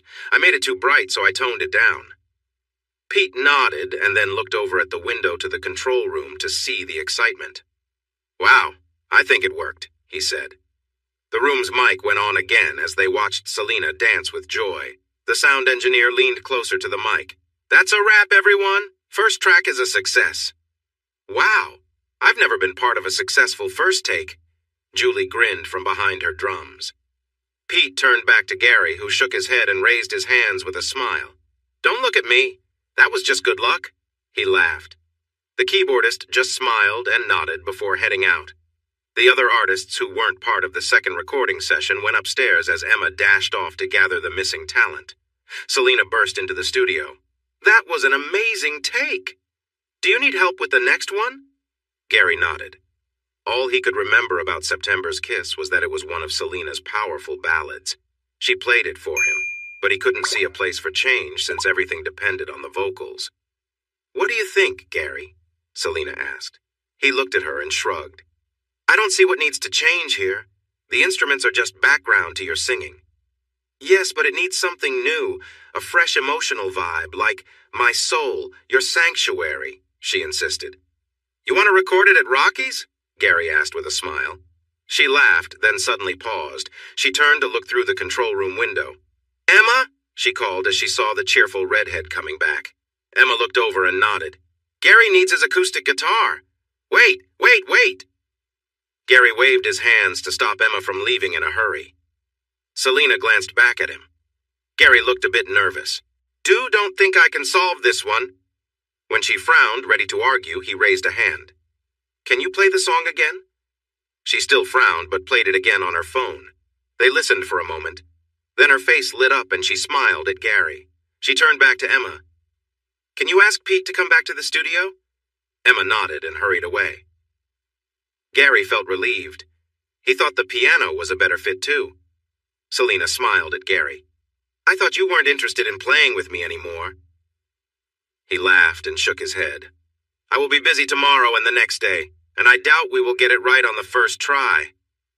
The singer nodded. "Yeah, that was just a little lucky moment happening, but I'm happy with it." Gary smiled back. "I totally agree." Pete came back to the studio looking at Selena with curiosity. "Would you like to do an acoustic version of September's Kiss with me, just piano and vocals?" she asked. Pete's happy face showed he was excited. Gary smiled too, packed his guitar into its case, and waved goodbye to everyone as he left. He bumped into Emma in the hallway and hugged her. "That was fun," he said. "It was magical," Emma replied with a smile. "You're the magic one, my genie," he whispered, making her grin even wider. "Gary, where are you?" a voice called out. He and Emma looked toward the stairs to see Eric coming down with a serious look. "What's up?" Gary asked. "We need to practice for tomorrow. We have a lot of songs to go through," Eric insisted. Gary looked surprised. "I thought we would do that tomorrow." Eric rolled his eyes.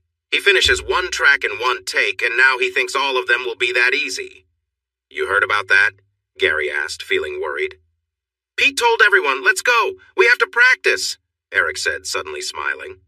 Emma smiled at Gary's groan, kissed his cheek, then gently pushed him along. Music wouldn't wait, but magic would. Gary spent Sunday and Monday in the studio, playing one song after another. When he wasn't in the studio, he practiced with Eric and Julie. For the first album, the audio engineer used Greg's keyboard tracks from their jam night recording. For the second album, they brought in 3 different keyboard players. While they got 2 more songs done on the first try over the 2 days, most took several tries. On Monday, they were recording the last track and had just finished their 11th attempt. Selena wasn't feeling the excitement. Emma walked into the studio, took Gary's guitar from him, stood him up, and pointed him toward the door. "Time for a nap. 30 minutes, she said firmly. Gary had been up late the last 2 nights practicing with Selena, Julie, and Eric. Selena blinked in surprise as Emma directed everyone out of the studio. 35 minutes later, Emma brought Gary back, and they spent a quiet 15 minutes together talking as the other musicians returned one by one. Selena was the last to come in and smiled at Emma. "Thank you for that great advice," Selena said. "Sleep is important for staying healthy." "I could see everyone was tired," Emma replied. After just 2 more tries, Selena finally felt satisfied. She addressed everyone in the studio. "That's a wrap, everyone. Thank you so much for your amazing hard work. This double album is going to be fantastic." Before you leave, please talk to Janice to make sure she has your name down for the songs you worked on. Thanks again." Gary was blowing on his fingers. He had played more this weekend than he had all year. His fingers hurt. Selena walked over and gave him a hug.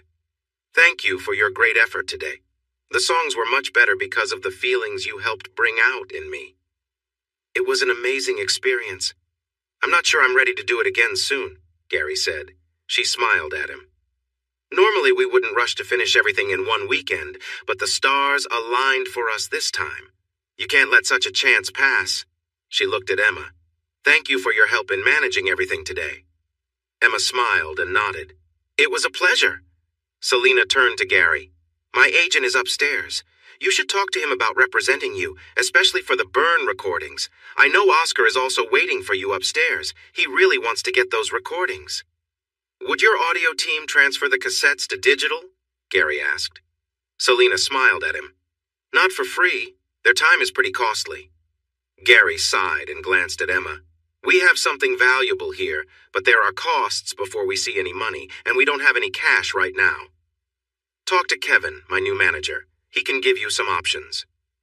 "We need to go home tonight. When does the bus leave?" Emma asked. Selena smiled at them. "The bus already left. Everyone still here is catching flights home. You'll be flying with Kevin and me tonight." Emma's eyes widened in surprise. "We've never flown before." Gary exchanged a nervous look with Emma. "I wasn't expecting to fly either." Noticing their worry, Selena realized her mistake. "Oh, I'm sorry. I thought you would rather take a 1-hour flight back on the jet. I didn't realize you might feel anxious about flying. I do it so often that it's become second nature."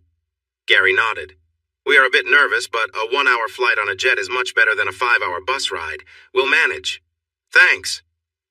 He smiled at Emma and signaled for Selena to lead them upstairs. "Let's go talk to Kevin." It was very early in the morning when Gary let them into their apartment. They carefully placed their bags and guitars down and tiredly walked into their bedroom. All they could think about was getting some rest. What they had thought would be a calm visit to Martha's Vineyard turned into a much bigger adventure than either of them had expected, and they were both worn out. "Oh, my phone has been off all day," Emma exclaimed as she plugged it in next to the bed. As soon as it connected to the network, it started buzzing. She had messages, a lot of them. "I should check." Gary nodded and got ready for bed. When he came back from the bathroom, he saw Emma staring at him with wide eyes. He looked at her with concern. "What's wrong? What is it?" "I got several messages from Nancy. She got an offer from the main company of the fitness chain. They want me to take Dennis's position running the club, and with a pay increase, it feels like hush money," Emma said anxiously. Gary was taken aback. I don't know what to say. Is this what you wanted?" Emma shook her head. "Maybe. One day. I enjoy what I do now."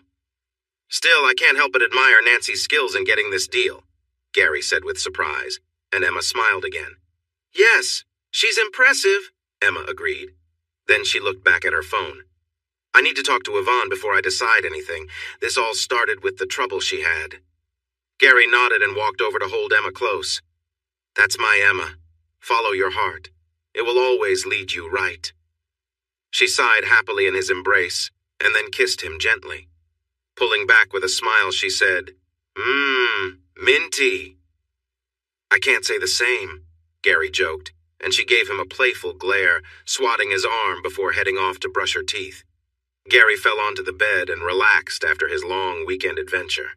He remembered how Emma managed to get everyone where they needed to be, and no one complained. That was quite an achievement with all those different personalities involved. Her smiling face filled his thoughts as sleep began to take over. When Emma returned, she smiled at the sight of Gary sleeping peacefully. She turned off the light and snuggled beside him, delighted to hear his happy sigh. This was her happy place. The next morning, Emma stood at the foot of Yvonne's bed after their weekend trip.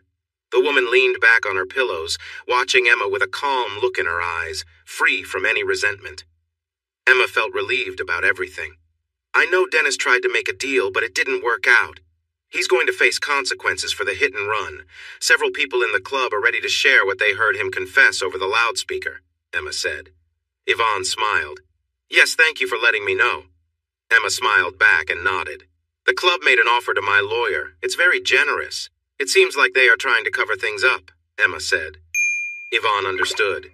Yes, they reached out to me too. They offered to pay all my medical bills. Would you? Would you consider coming back to the club as its manager? They offered me the position, but I'm not interested in running a business right now. Yvonne looked surprised and then thoughtful before nodding slowly. I might be open to that if you'd stay at the club and help me with my recovery. I've heard you have a lot of energy and can be really motivating. Emma felt a big smile spread across her face.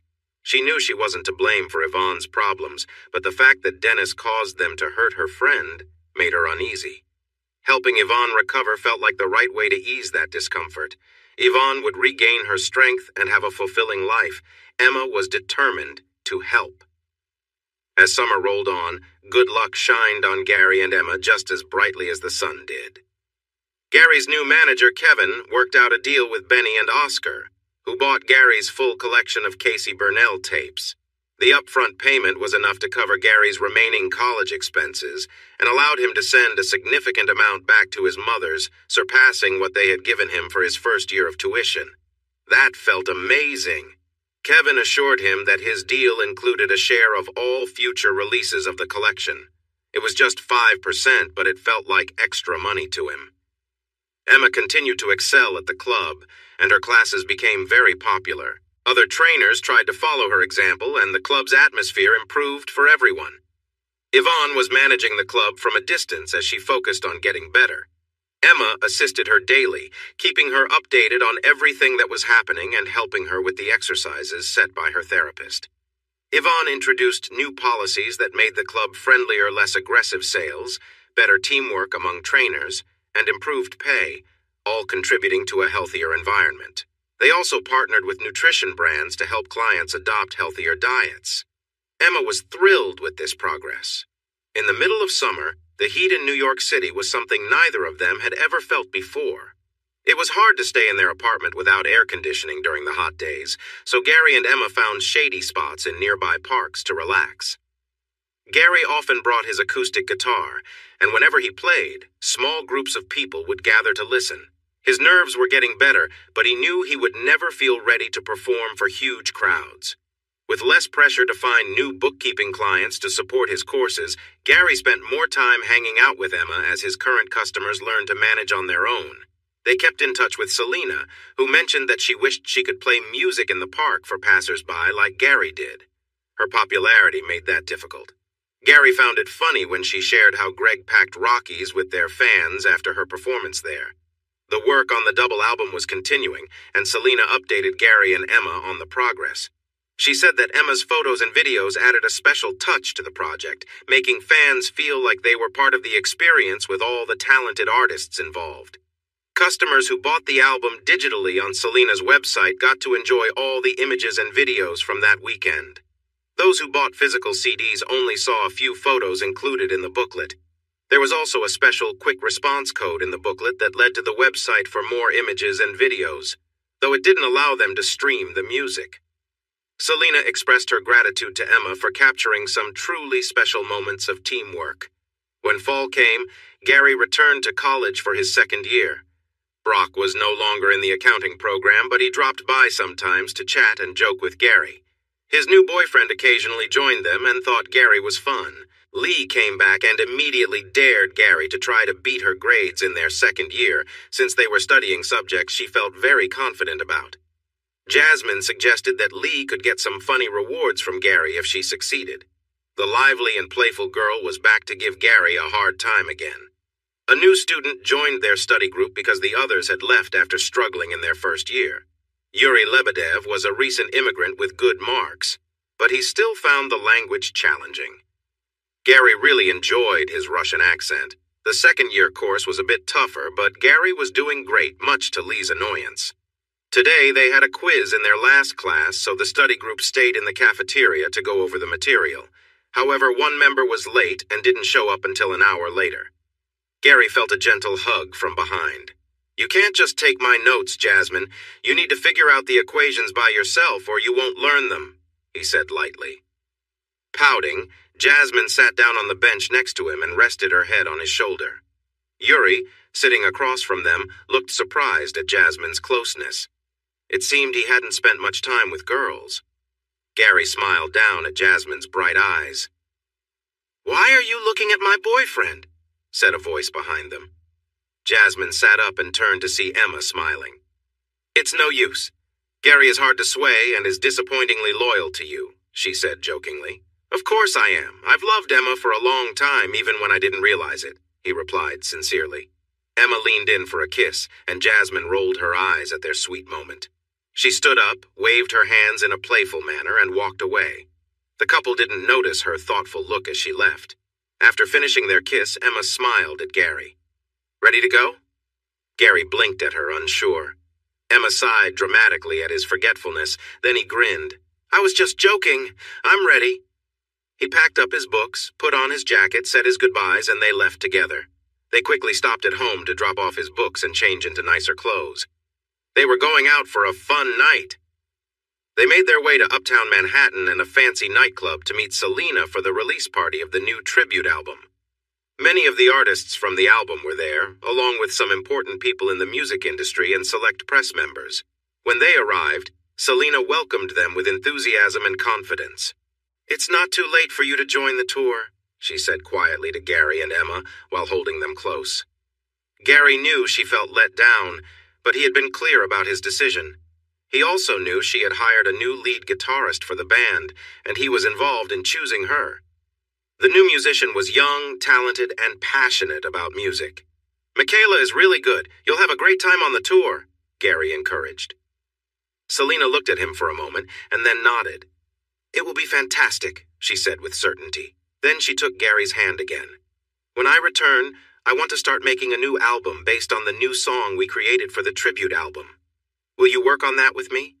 Emma's smile showed Gary she was in, so he smiled back. "Of course. Just have your team talk to mine. Wait, your team is my team."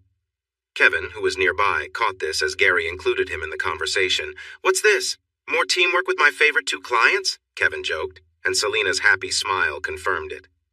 "Gary, let me gather the details from her and I'll reach out to you," Kevin said as he led Selena away. The talented woman Gary mentioned joined him and Emma, and they shook hands. "Great to see you again, Gary, Emma," Michaela said in her lovely Irish accent. She had big, bright red hair and rosy cheeks. Her lively green eyes sparkled with joy being around her favorite stars. "Good to see you too," Gary replied. "I can't believe I'm going on a tour with Selena. I'm so excited," Michaela exclaimed. "Better you up on stage than me," Gary said with a slight shiver. The guitarist looked at him with concern. "Still dealing with stage fright?" Gary shrugged. "Luckily, accountants don't perform before a crowd," he said with a grin. Michaela laughed and exchanged a smile with Emma. "I loved the pictures and videos you took of all the musicians."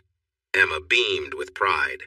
They moved deeper into the party, greeting the artists they had worked with and introducing Michaela to them.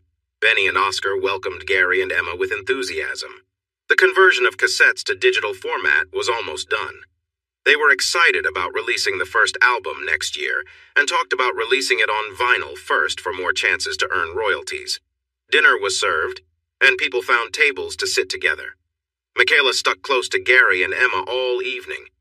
Several musicians Gary collaborated with on the album stopped by to say hello. Some even asked if Gary would be open to jamming with them sometime.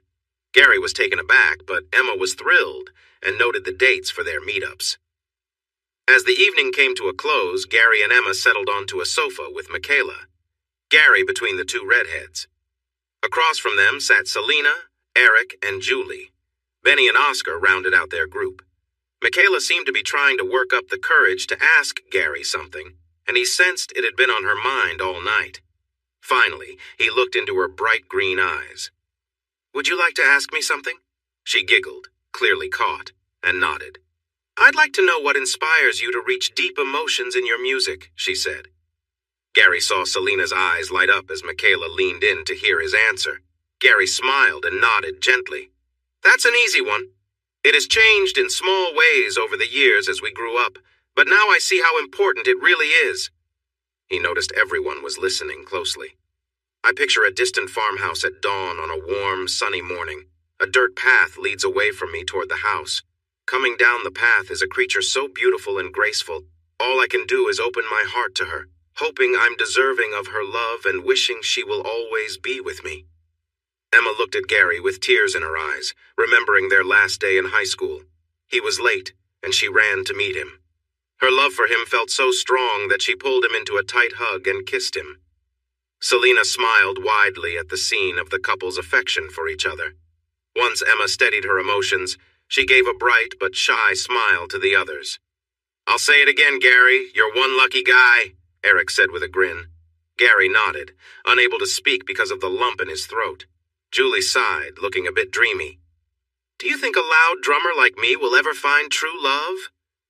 Selena smiled back and nodded. "I thought I had that with Greg, but he lost his way, caught up in jealousy and guilt.